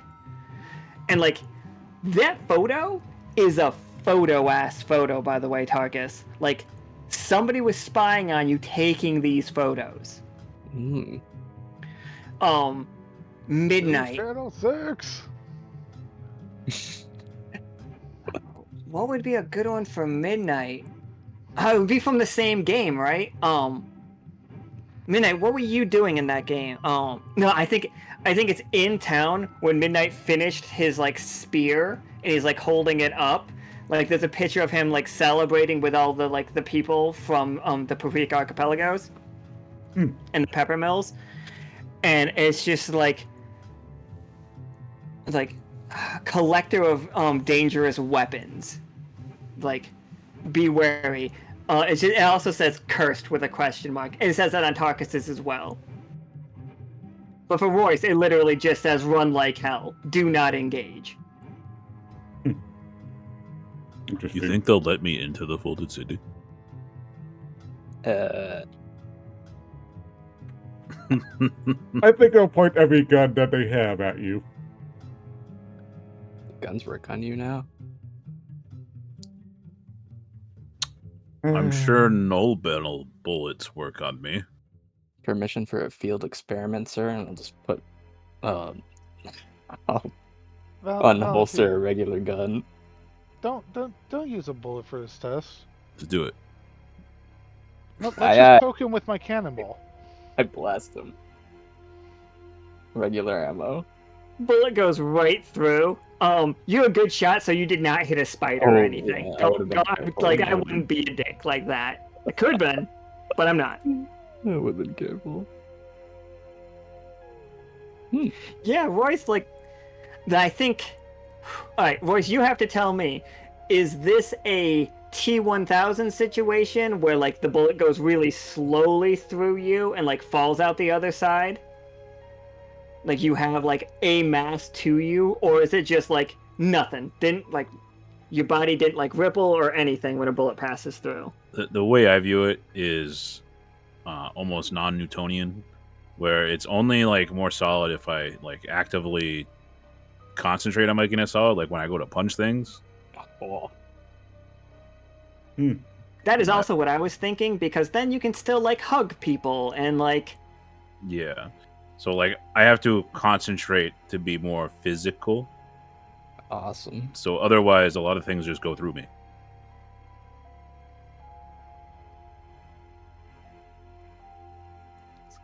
Tarkus holding up his cannonball. That cannonball feels terrifying to you, Royce. Not that I think Royce is scared of anything particularly, but that anything made out of null metal, you can feel its aura from a distance. Yeah, me. JoJo's menacing kanji floating around it. Yeah, don't like that. Don't like that one bit. Yeah, the menacing kanji is funny. I was actually thinking, again, kill 6 billion demons. They use the word doom as an onomatopoeia. Yo, awesome. God damn it. So we can fuck a ghost. We've learned.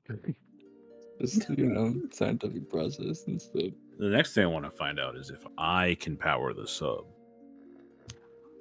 Oh, I think that is without a doubt. You know that you could. I want to get in there. Royce, you're going to have to start drawing schematics for it, though. Like, you realize that you're going to need, like, at least some kind of armor. I need to affixed talk yourself. to Fish Tinger Industries real quick. We could make something happen here. Okay, excellent.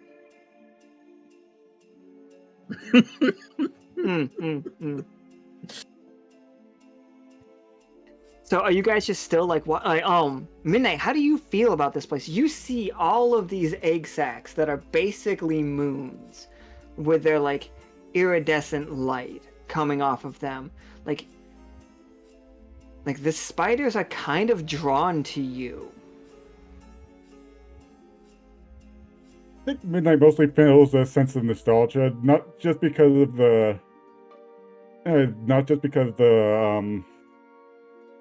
game when that moon spider popped up, but also because one of his friends back home was a moon worshipper, so it kind of feels nostalgic. And honestly, even though the black dog is scared, I mean, Midnight has always kind of had a taste for fear, so it's just that's kind of actually adding to his comfort rather than taking away.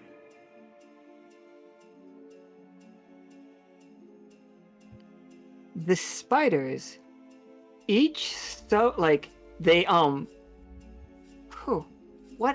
is it? What's a cool?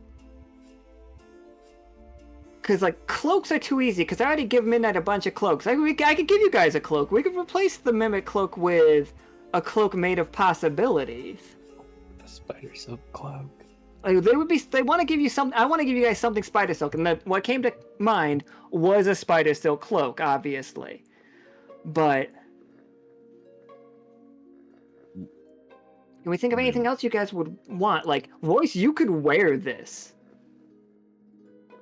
I mean, I'm down for a cloak. You can make it a scarf, some booties, A bow tie. bow ties. I like the idea of a sash. A sash would be cool. Ooh, Captain Marvel looking. Oh yeah, Captain Marvel looking little like sash, absolutely. Little sarong situation. Get you guys some skirts. I've been saying the word sarong a lot lately. A kilt? A kilt? They could do a kilt. It's like this whole time they've been stitching you guys stuff. These, I do kind of whatever. like the idea of all 4 of us in kilts. Hell yeah. Absolutely, yeah. Fucking let it rock. Like, so,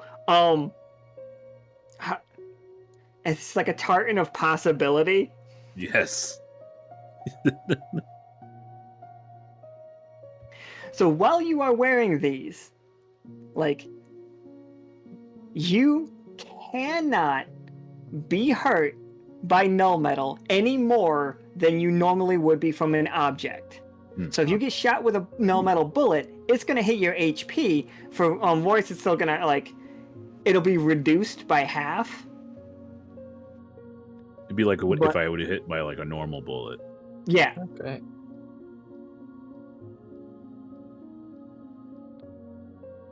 So yeah. They stop telling me to restart my computer. They did it.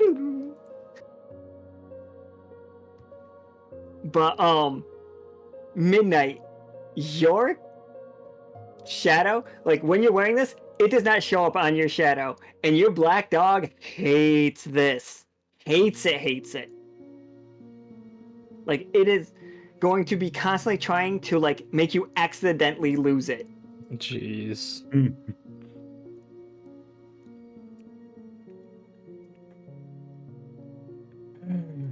What is your problem with this place? It's my antithesis. It's terrible. Can't you feel it? It's disgusting. It feels like they're inside me, crawling around. It's like they're everything I'm not. Also, you gotta imagine these orbs are like 12-sided dice looking things. Ooh. Because they look like the moon, and the moon is a 12-sided die. Or it looks like a 12-sided die.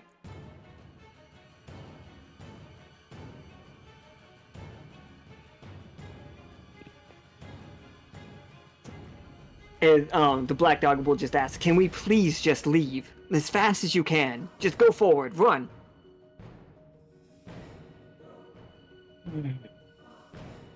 We need to have a proper discussion, but I mean, I will look to the others. Do we have any other business here, or should we just move forward?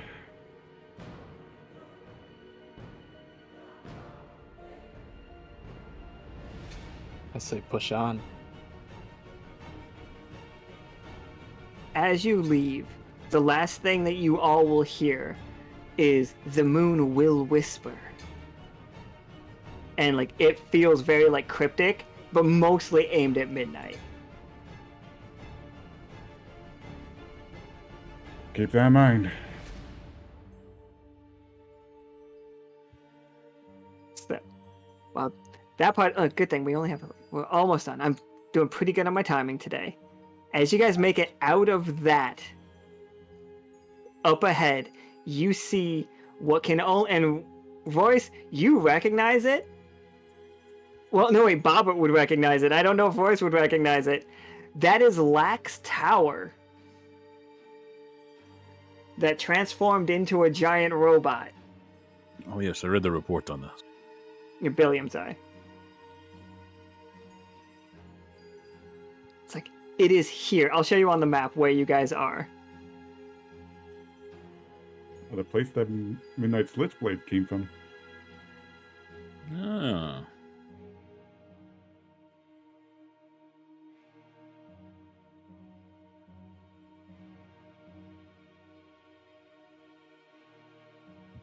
It is fallen into, well, complete disrepair. You can see around it, there's a path that has been walked. Like, you can see where the steps were taken, but this thing must have collapsed down hundreds of years ago. Like, in the center of it, it looks like let me move this back to the other map.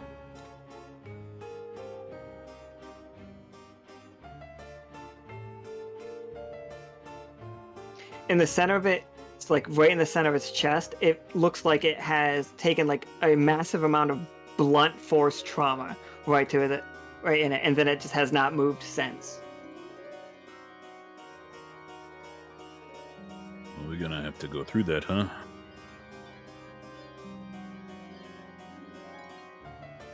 Yeah, the path cuts right underneath it. Like, you will have to walk into some of the buildings. Nah, let's see.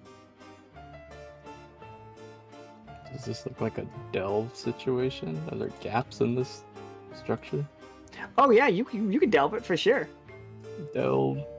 Earn 2 AP for that.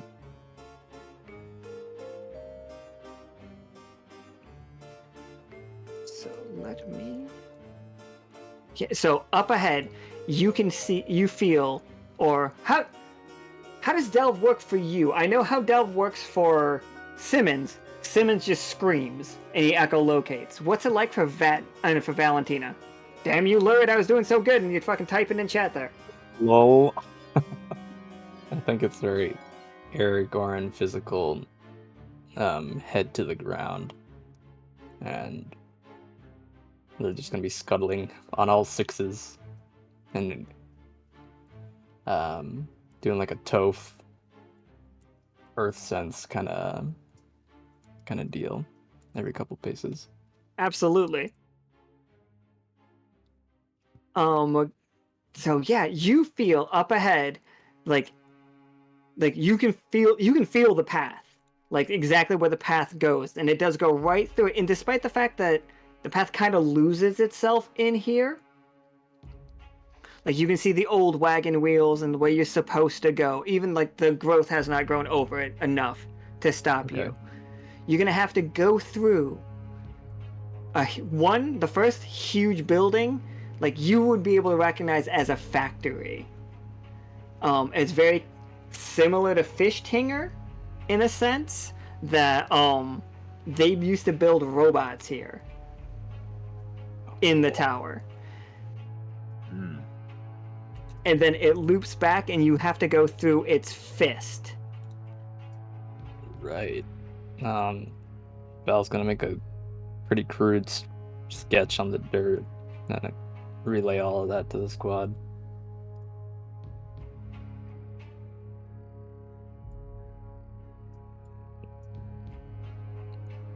Can we get some parchment from the caravan and use the ink I got to copy that map? You guys can wait for the caravan to catch up. You guys are way ahead of the caravan at this point, by the way. Yeah. Maybe. Anybody got some blank paper?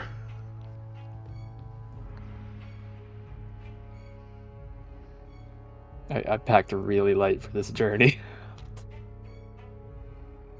Paper was not one of the things I packed, so... Yeah.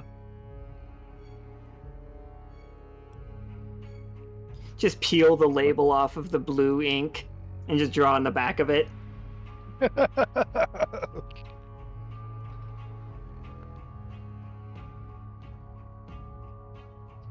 Yeah, this place is... So, you cannot get into the tower without being on the path unless you approached it from above. But also, you cannot leave the path to explore the tower right now. Roger. Here, I'll get you guys to this next one. We should definitely come back to explore this later. I'd volunteer for that.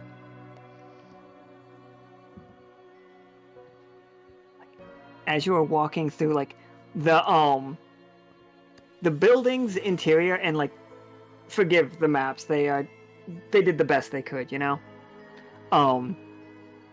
Like, technologically advanced. Like, not, like, there's the most advanced you've ever seen, but at this point it's in ruins. Like, you barely see anything, like, that could be salvaged, except for, like, raw material-wise, and even then, most of it has been rusted into, like, non-existence.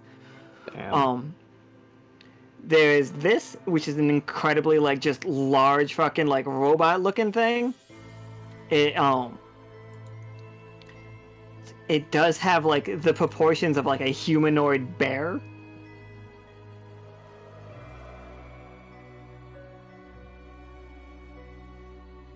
But, Royce, as things tend to happen when you are nearby,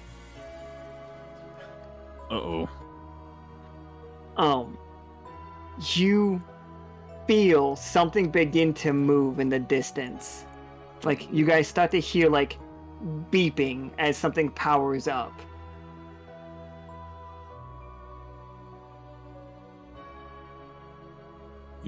You all hear that? Do we?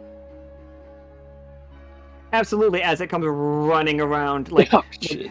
charging through, destroying pillars, and it just, like, slides to a stop in front of everybody,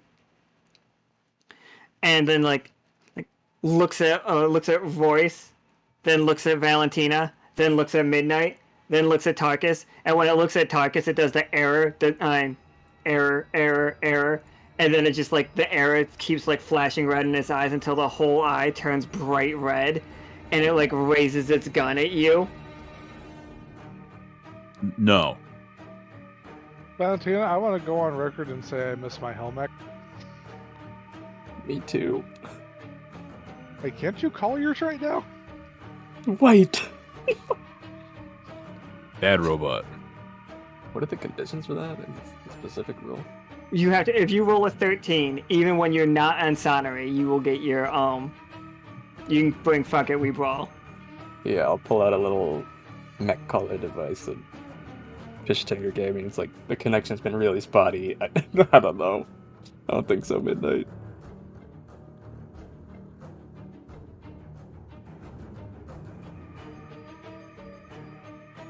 I would like to touch this robot. Yeah, go ahead. Roll me a 20-sider. 13 is really funny.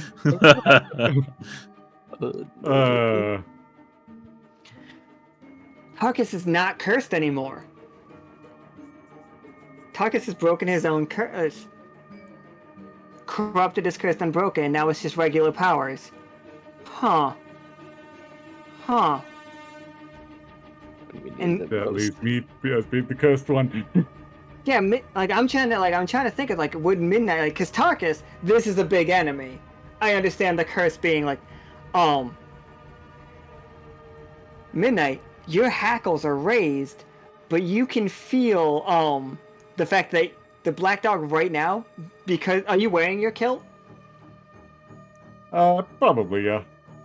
Because the kilt is active, it is having a harder time, like, telling you, like, forcing you to, like, act. Like, you are able to hold yourself back if you want to, as Royce does this. You are ready for an attack if this goes wrong. You can immediately use one of your cursed abilities. Like, you can have it on deck. Okay. Royce, this is a prototype for the people who live in Lullaby now, as they were trying to remake the robots. They brought a shell of one of them down here to fill with stuff from this place. It is not corrupted because it is solid silver. Well, not solid silver. It's got working parts in it. Right. But it's like, as you approach it, it stops, stands straight at attention, and salutes. You understand me? Wizard voice. The capital W is, like, obvious. You follow my orders? It's just like, orders will be followed. Excellent. Your order, as it stands now, is to follow us. It's just like, am I to guard? Keep the caravan safe if any threats arise. Do not step off the path.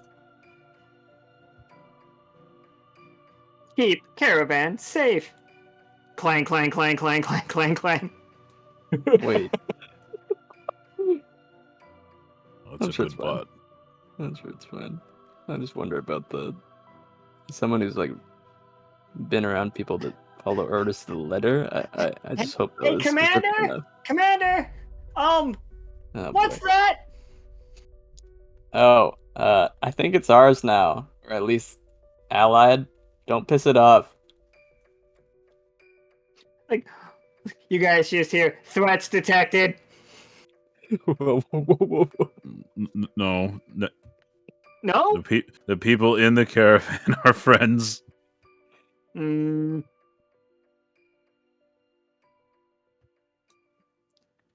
That was going to be a whole fight.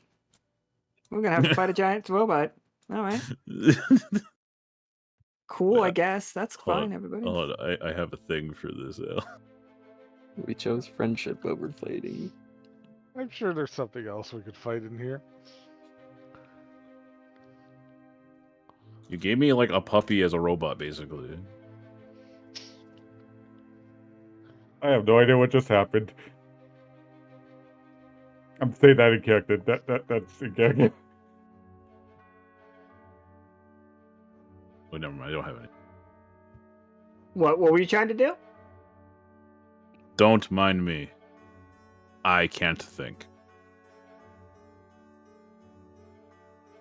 And we're gonna take this robot with us. I'm taking it back to Fish Tingers. We're gonna do a thing.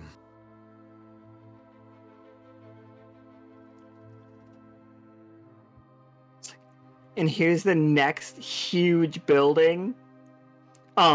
Mushrooms have begun to grow in here. Specifically, they are you do see some corruption in here, but the mushrooms are taking care of it. Like the way that they naturally seem to do.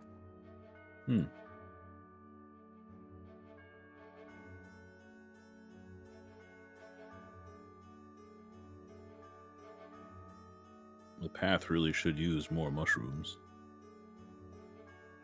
Well, these mushrooms aren't fighting us immediately. That's good.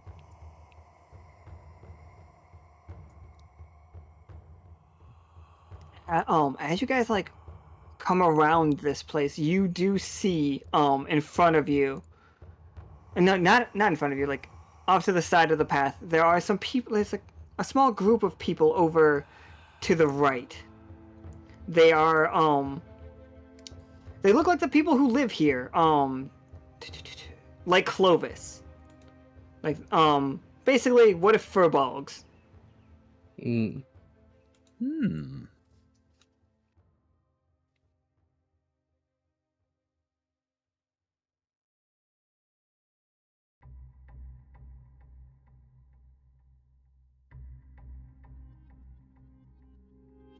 Oh man, I'm gonna have to use cow people tokens for it. It's gonna be hilarious. Cow people, my favorite.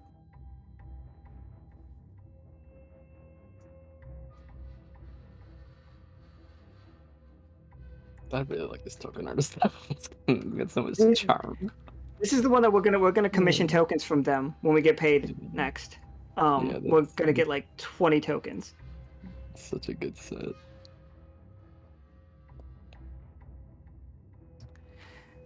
They see you and they're like, "Oh there, pathwalkers." Hello. Hail.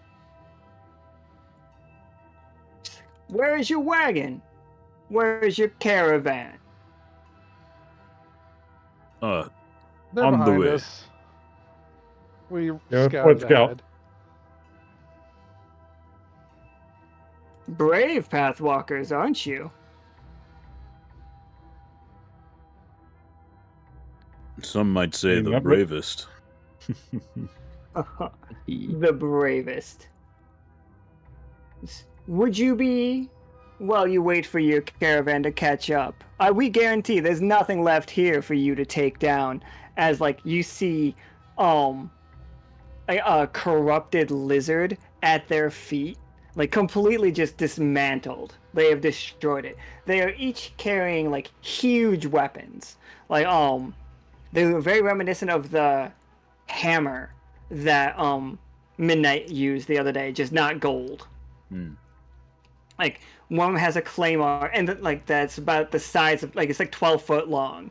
They are about anywhere from 8 to 10 feet tall.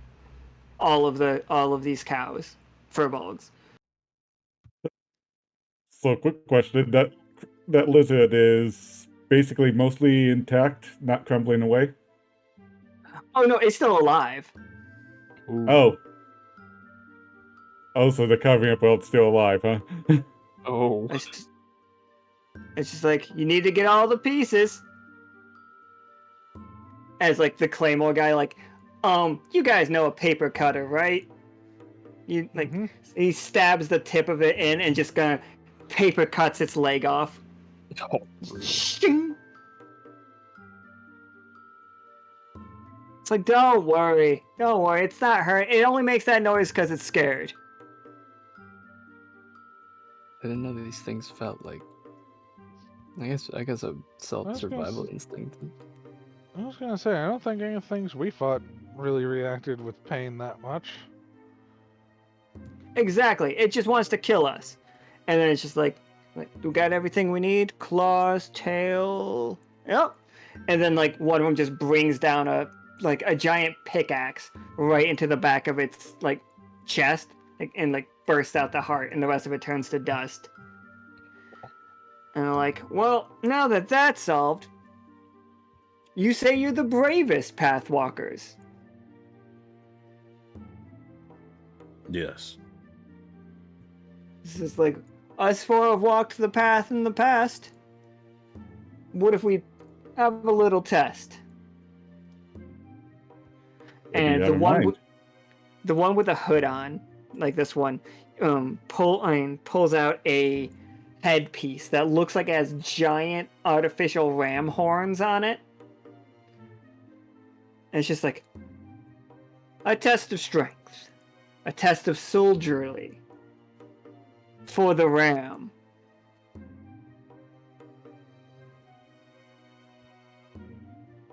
It's like, there's four of you, there's four of us. And we know well how to walk the path. And they each step on the path, and they do not get linked to it the way that you all are. Because they've already walked it once. Because they've walked it once. Awesome.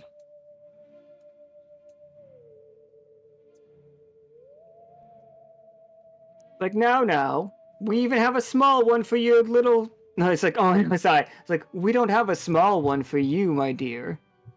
Are you sure you want to compete? I crack my neck. Yeah, I'm sure. Haha, excellent. So they line up and like in a row. And they are like, they lower their heads at you. They are going to charge. That is what they are talking about. They want to just headbutt as hard as physically possible.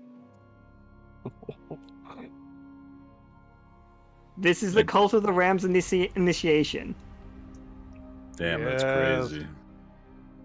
Ram, that's crazy. They're gonna let me make a note that we have to say ram instead of dam going forward.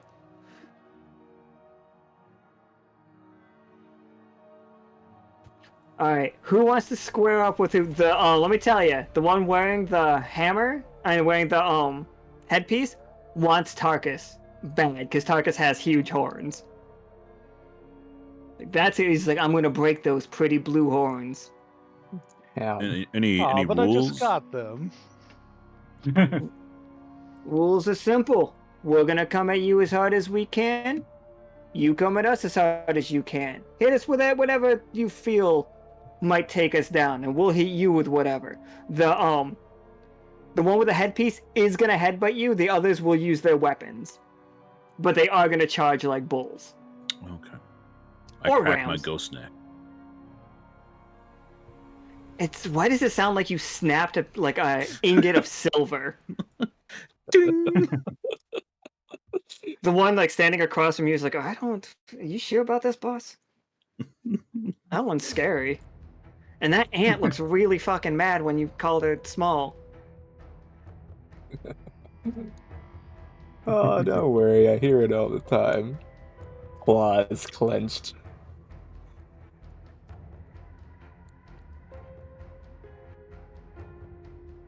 They like crack their nut, like they get ready, like everybody set, and they do the scrape, like with both of their feet to get traction, and they all go down very like an offensive line in football.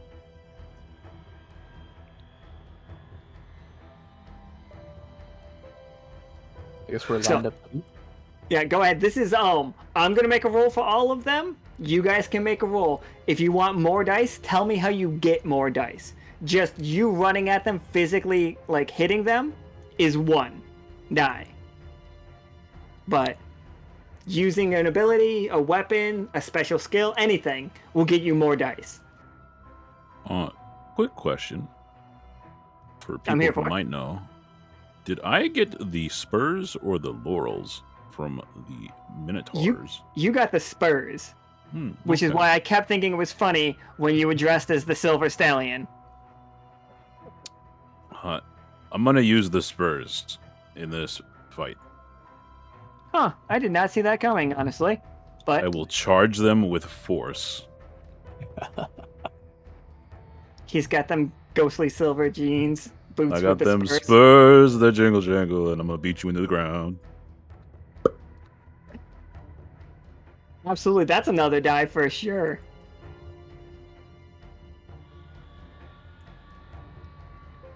Alright. So you get 2d6. We're gonna roll yours right now. I'm gonna roll one, not d6, d20. Like, there's one. Alright, they rolled a 5. Like, they misstepped. Like, unsure of how to hit somebody of your size and, like, ghostliness. Give me 2d20. And let's just hope that it's higher than a 5.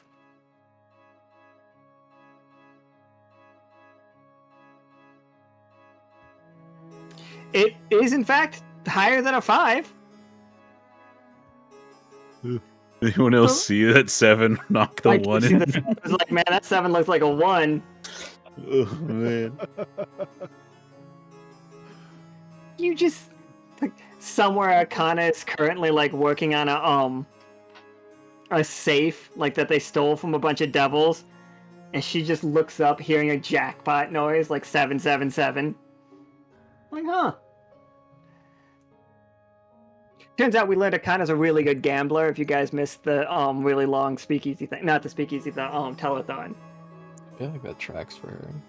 Right, it does make so much sense. So I built her an entire class around gambling. Heck yeah.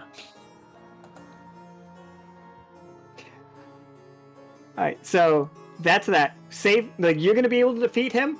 Think on what that is. He's like, this is a big dude. He's the guy with the claymore. He was gonna try to swing it and like take your head clean off, but like flat of the blade, not the actual blade. He was just gonna like clock you on the side of the head.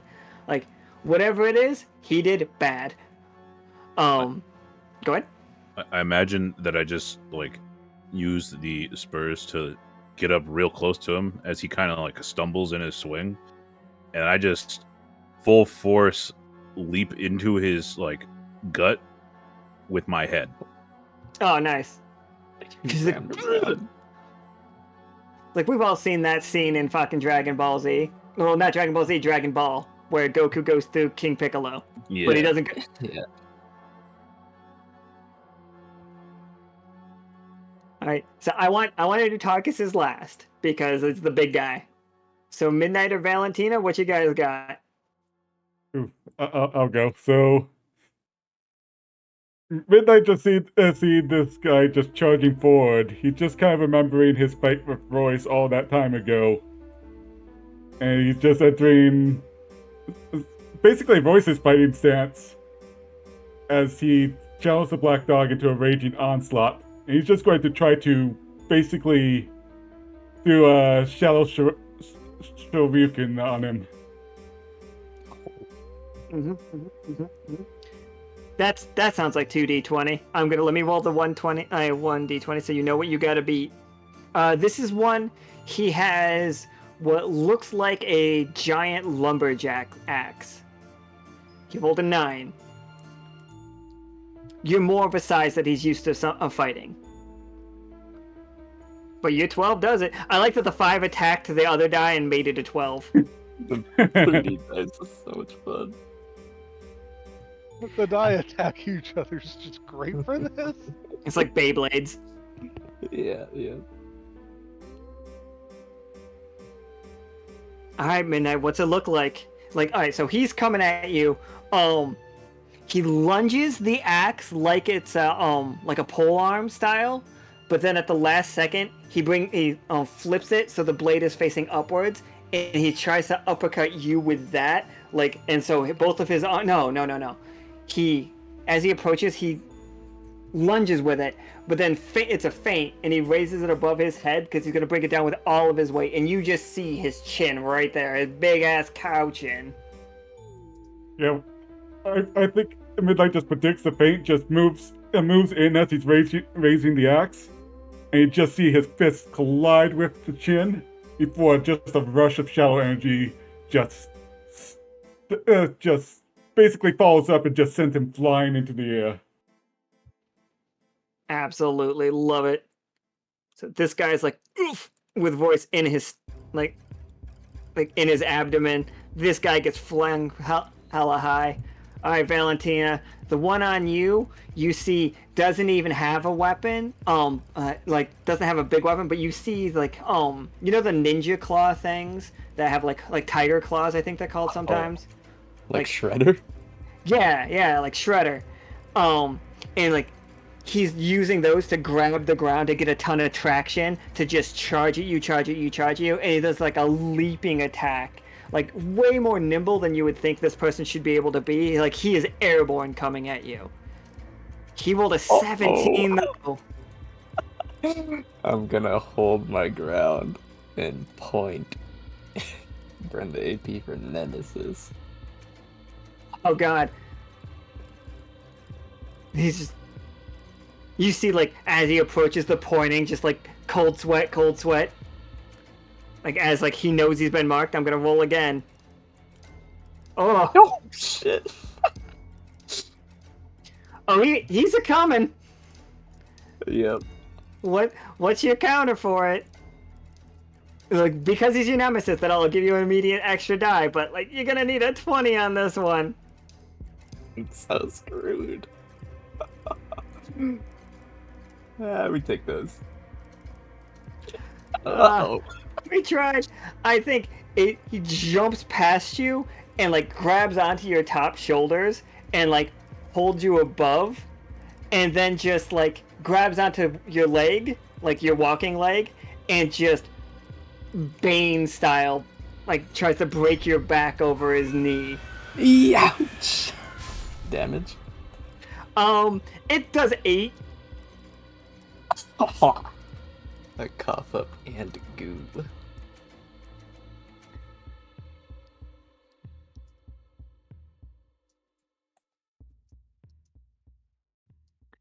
Okay. So Ro just made that a 20. Turned your 15 into a 20. So you're tied. Geez. So, like, he's got you over his head, going to bring you down onto his knee. But you can, like, counter him right now. What's that look like? Oh, counterattack, absolutely. He's picking me up. I'm gonna do the ant thing and pinch hard. It's just like, yow! And just throws Valentina in the air. Like, Whoa. right, Valentina. Like, you're Dragoon style. Hit him with the elbow. Like, we have to do this one more time, Valentina. Let's go. Single roll. Single roll. I got an 8. You got 10 higher than that. When you come down on him, what's it look like? I'm gonna curl up into a ball. Haha, like a pill bug. Yep. I'm gonna hit him with a pill bug strike. The Beetle Boys technique. Just like breakdancing on him? I think I'll do action first and then breakdance on him. It's just like, he's just like, I got this little fuck ready to like jump up and swat you out of the sky, completely misses, and just catches all your elbows.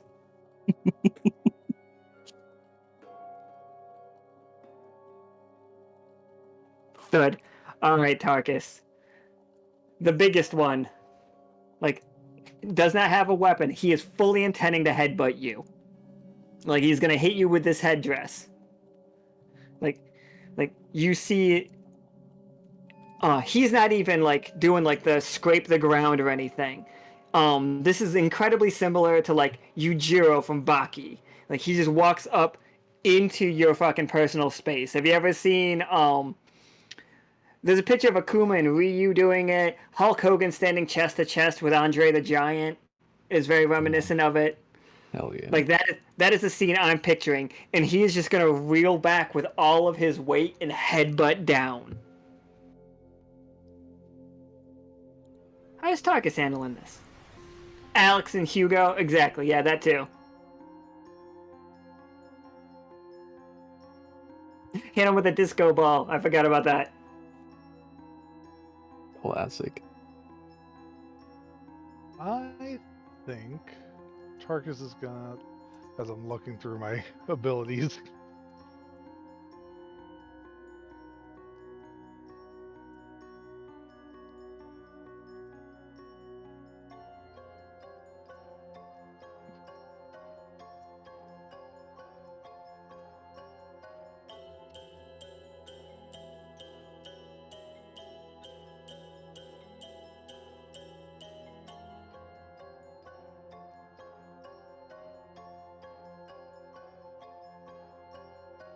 I only just saw the art that Brutus lost an eye. Lol. I think Tarkus is going to reel back for his own headbutt to match him. And use Undying Resolve to keep standing. Yeah, During what's absolutely. probably going to be a barrage of headbutts. This guy, because of his headpiece, he does get a second D20, though. I rolled a 17 and a 7. How many am I rolling? At least 2 from your Undying Resolve, for sure.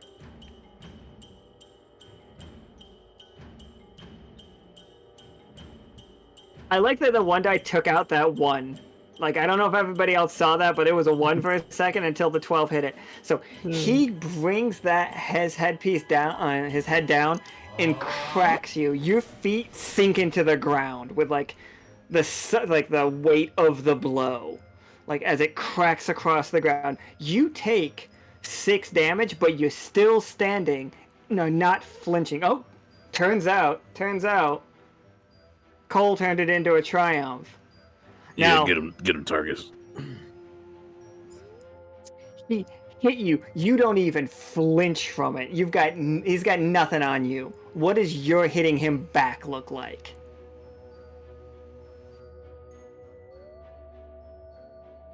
I think what happens is he hits Tarkus first. Tarkus sinks to the ground. Tarkus just grabs both sides of his heads and just, with probably what I assume is now a height difference, will jump up with his headbutt. Love it. And push him backwards with it. Did we have to pick like the most terrifying of the ones that the icons that come up? That weird fucking ghost with the anime face. Is that we have to do that one? It's just like that one makes me uncomfortable. Oh. Turns out we know because we know ghosts fuck, and it's good. Why do you think I switched it to that? So, Tarkus, as you come flying up out of like your newly made holes in the ground, and smash your head against his face, the headpiece goes flying through the sky as he lands on his back, and all 4 of them are down. And it's just like, after a couple of minutes, like, you guys are all good. It's just like high fives all around if that's what's going on.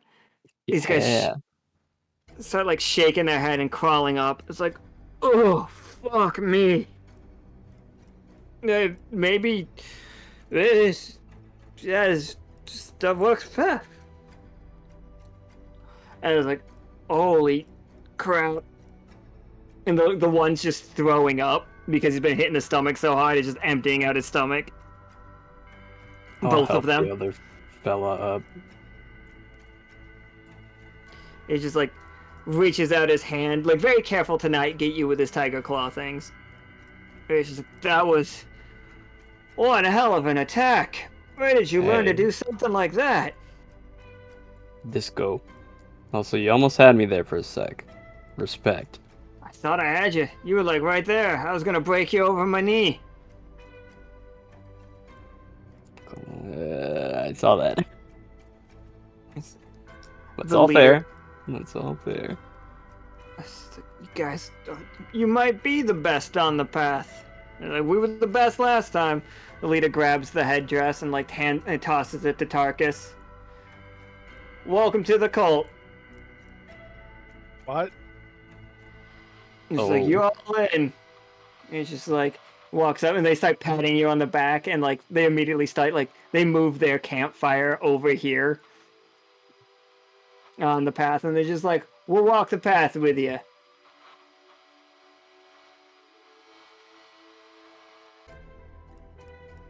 All right. It's just like they like sat down. It's just like, we'll wait for your caravan if that's not too much to ask. You don't want to go up ahead without them. It's like you're about to get back on the path for real. I cough up bug goo. Hey, Officer Royce, I think I might need to rest for a bit. Yeah, how about you go join your fellow soldiers with Nicholas? I salute. I'll walk back to the caravan. Okay, and there we go. And they tell you, they're like, so you're about to come out here, as they like pull out their map of the path. You're about to come out here, and after you of course walk the circle, you have to walk the circle. If anybody says that you can save time by not, do not listen to them. They are lying. It's just like, you're gonna continue, we're gonna continue to the right on the path. You're gonna get very close to the ancestral home of the Furbolgs. The most cursed part of all of Tirloa. It's terrifying there, and you will need all the help that you can get. Bring it on. I like that attitude. It's like, but it's much more dangerous in the in recent days than it ever was when we walked the path. How recent would you say that it's gotten worse? Once the Sickened Sea started like making its way out further. Like things more magical than we've ever seen.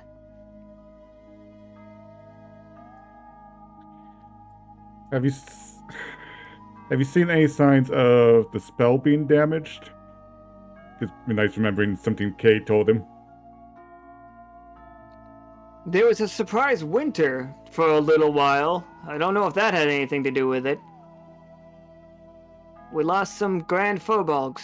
One of them fell on us. My grandfather fell onto a saw and was split in twain. Yeah, I loved that man. that's a rough way to go. I mean, he was kind of like a dirty old bastard, though.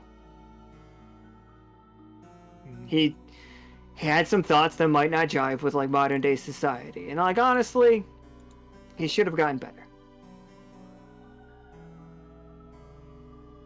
It's like, Yeah, some people can get set in their ways as they get older.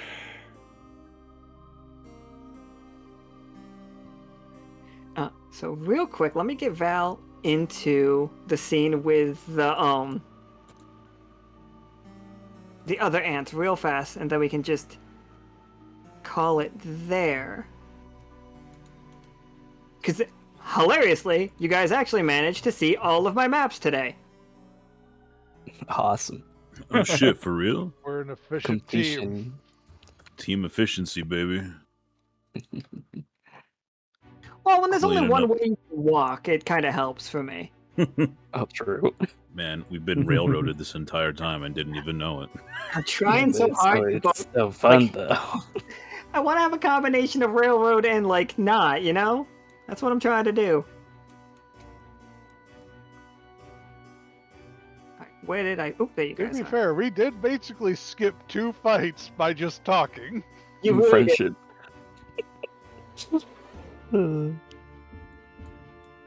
So Nicholas is just like, Valentina, you've made it. Like, don't worry, Brutus will recover just fine.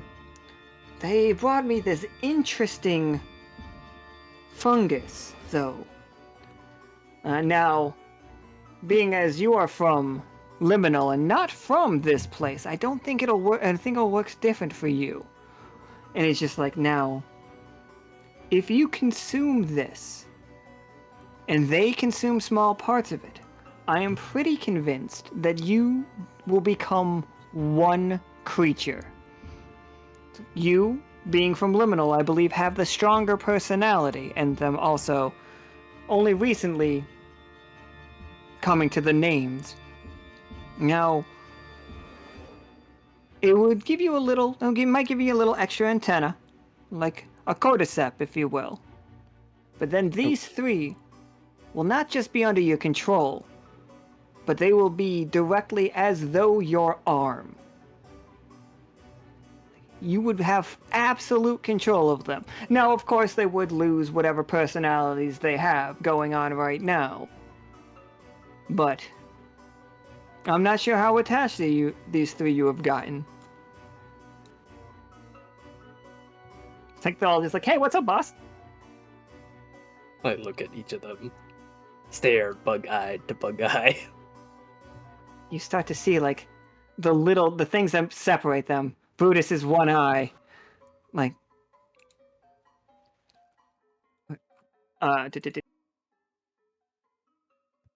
like Galileo's glasses and very excited to be here. And Virtie's just like following the plan, like constantly like saluting since you came in this room, has not stopped saluting. They've got three other arms doing stuff, but the one arm is always saluting. Is the doc passed me this cordyceps? Mm-hmm. Right. I'll grab it. I'll walk over to the ants. Hey, ladies, got something for you. And I'm gonna open. Go ahead. I'm gonna open a window and throw it out. Target practice. Immediately, all three of them pull out their weapons. Like, pew, pew, pew. Yes.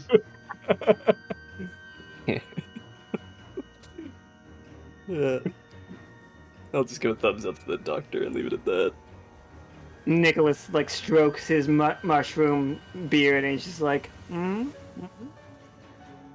is like, would expect nothing less from Lockstitch. And he just like goes and like finishes like organizing his jars and stuff as the screen fades to black and we end today's episode. Jeez. Love it. See that, like, I was like, that is the option for Valentina. Do you want to be their friend / commander, or do you want to use them as an extension of yourself? Bruh. But now you just got a squad. You're going that way. Like you're not gonna lose them. Like they will Bells, follow gals. Ride or Like- die, bells, gals. you. Squad. Now all they need are some matching patches on their uniforms. Oh, I'm sure they're gonna have to. They're gonna get them. Because they're not, like, I'm gonna have to change their art because they are not 5, 10, and 14 anymore.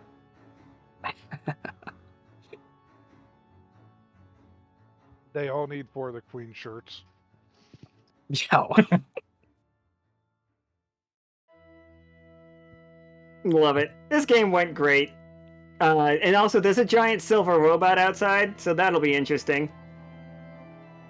Last time was friendship or violence on the path. This time is friendship on the path, guys. Wowee. Except for that guy I shot. Except for that guy.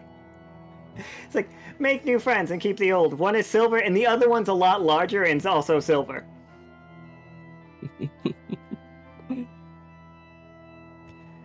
Yeah, you got, like, they don't give you an option for it. You guys are just part of the Cult of the Ram, for the record.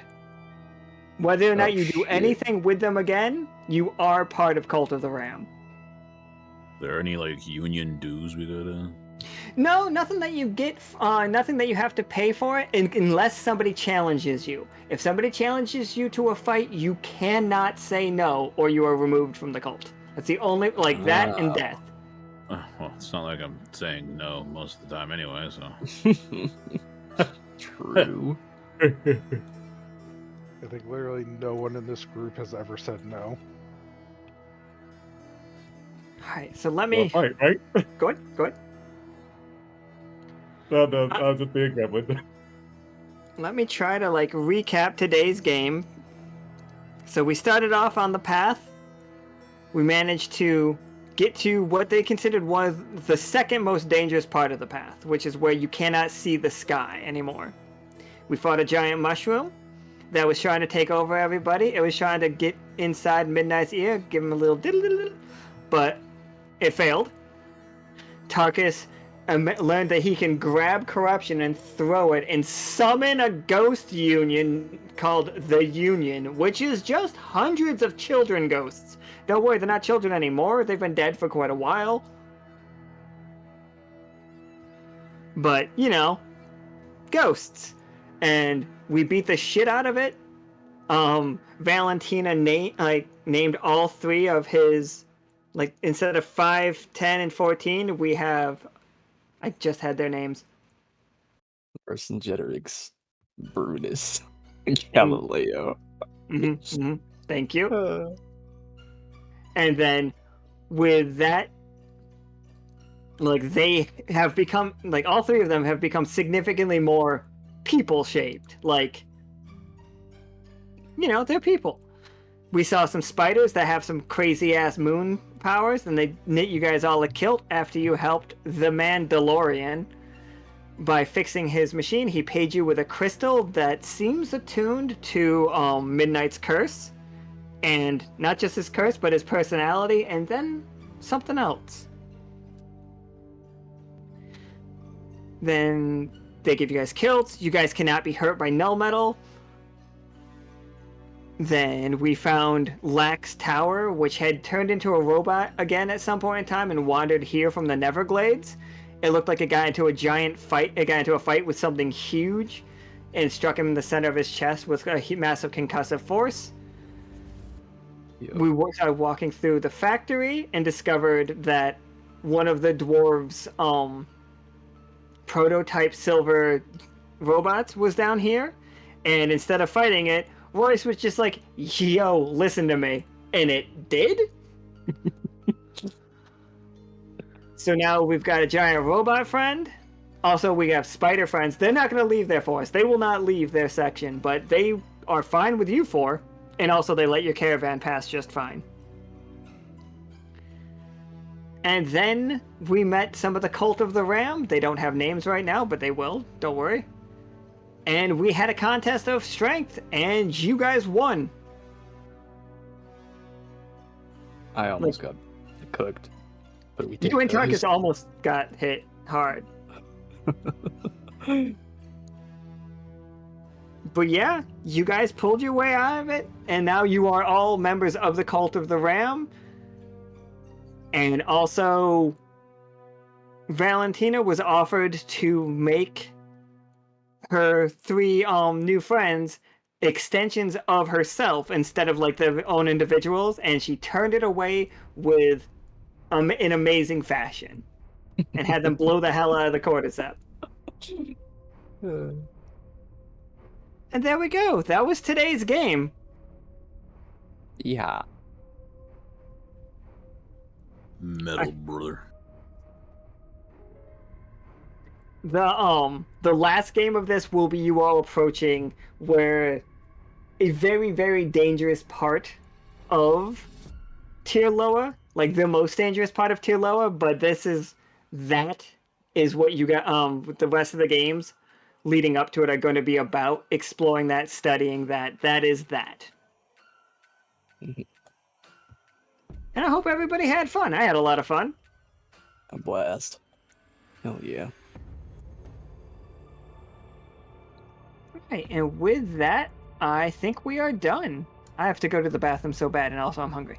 That is fair enough. Alright, so we are going to wrap up here. We will see y'all tomorrow at normal time for Kay, Ivo, Tobias, and Simmons, I believe. Bye forever. Goodbye, everybody. Goodbye. Farewell.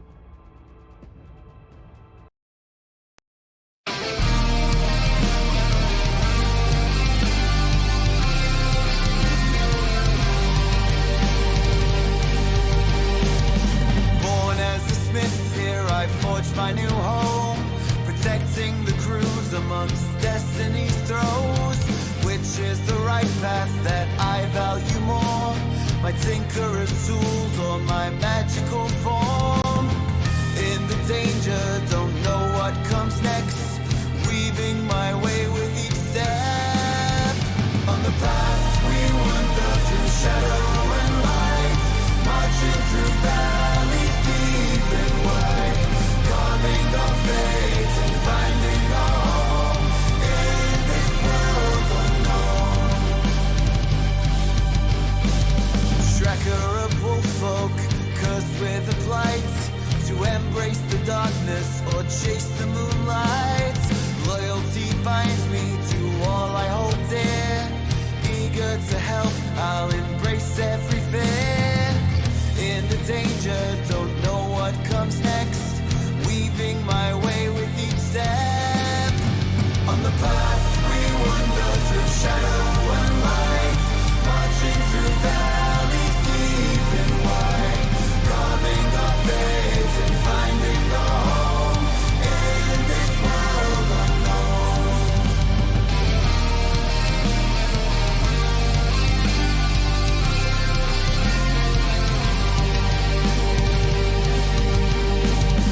Bound to ceramic, a ghost of what was. I yearn for the path to break free from my curse. Brave in the face of all my hidden strife, forward I journey to seek a new life.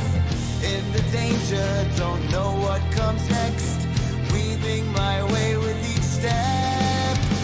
On the path we wander through shadow and light, marching through valleys deep and wide, carving our fate and finding our home in this world unknown.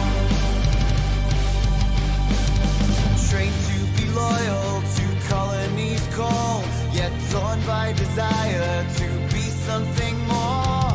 Only in combat these bonds we renew, together we journey steadfast and true.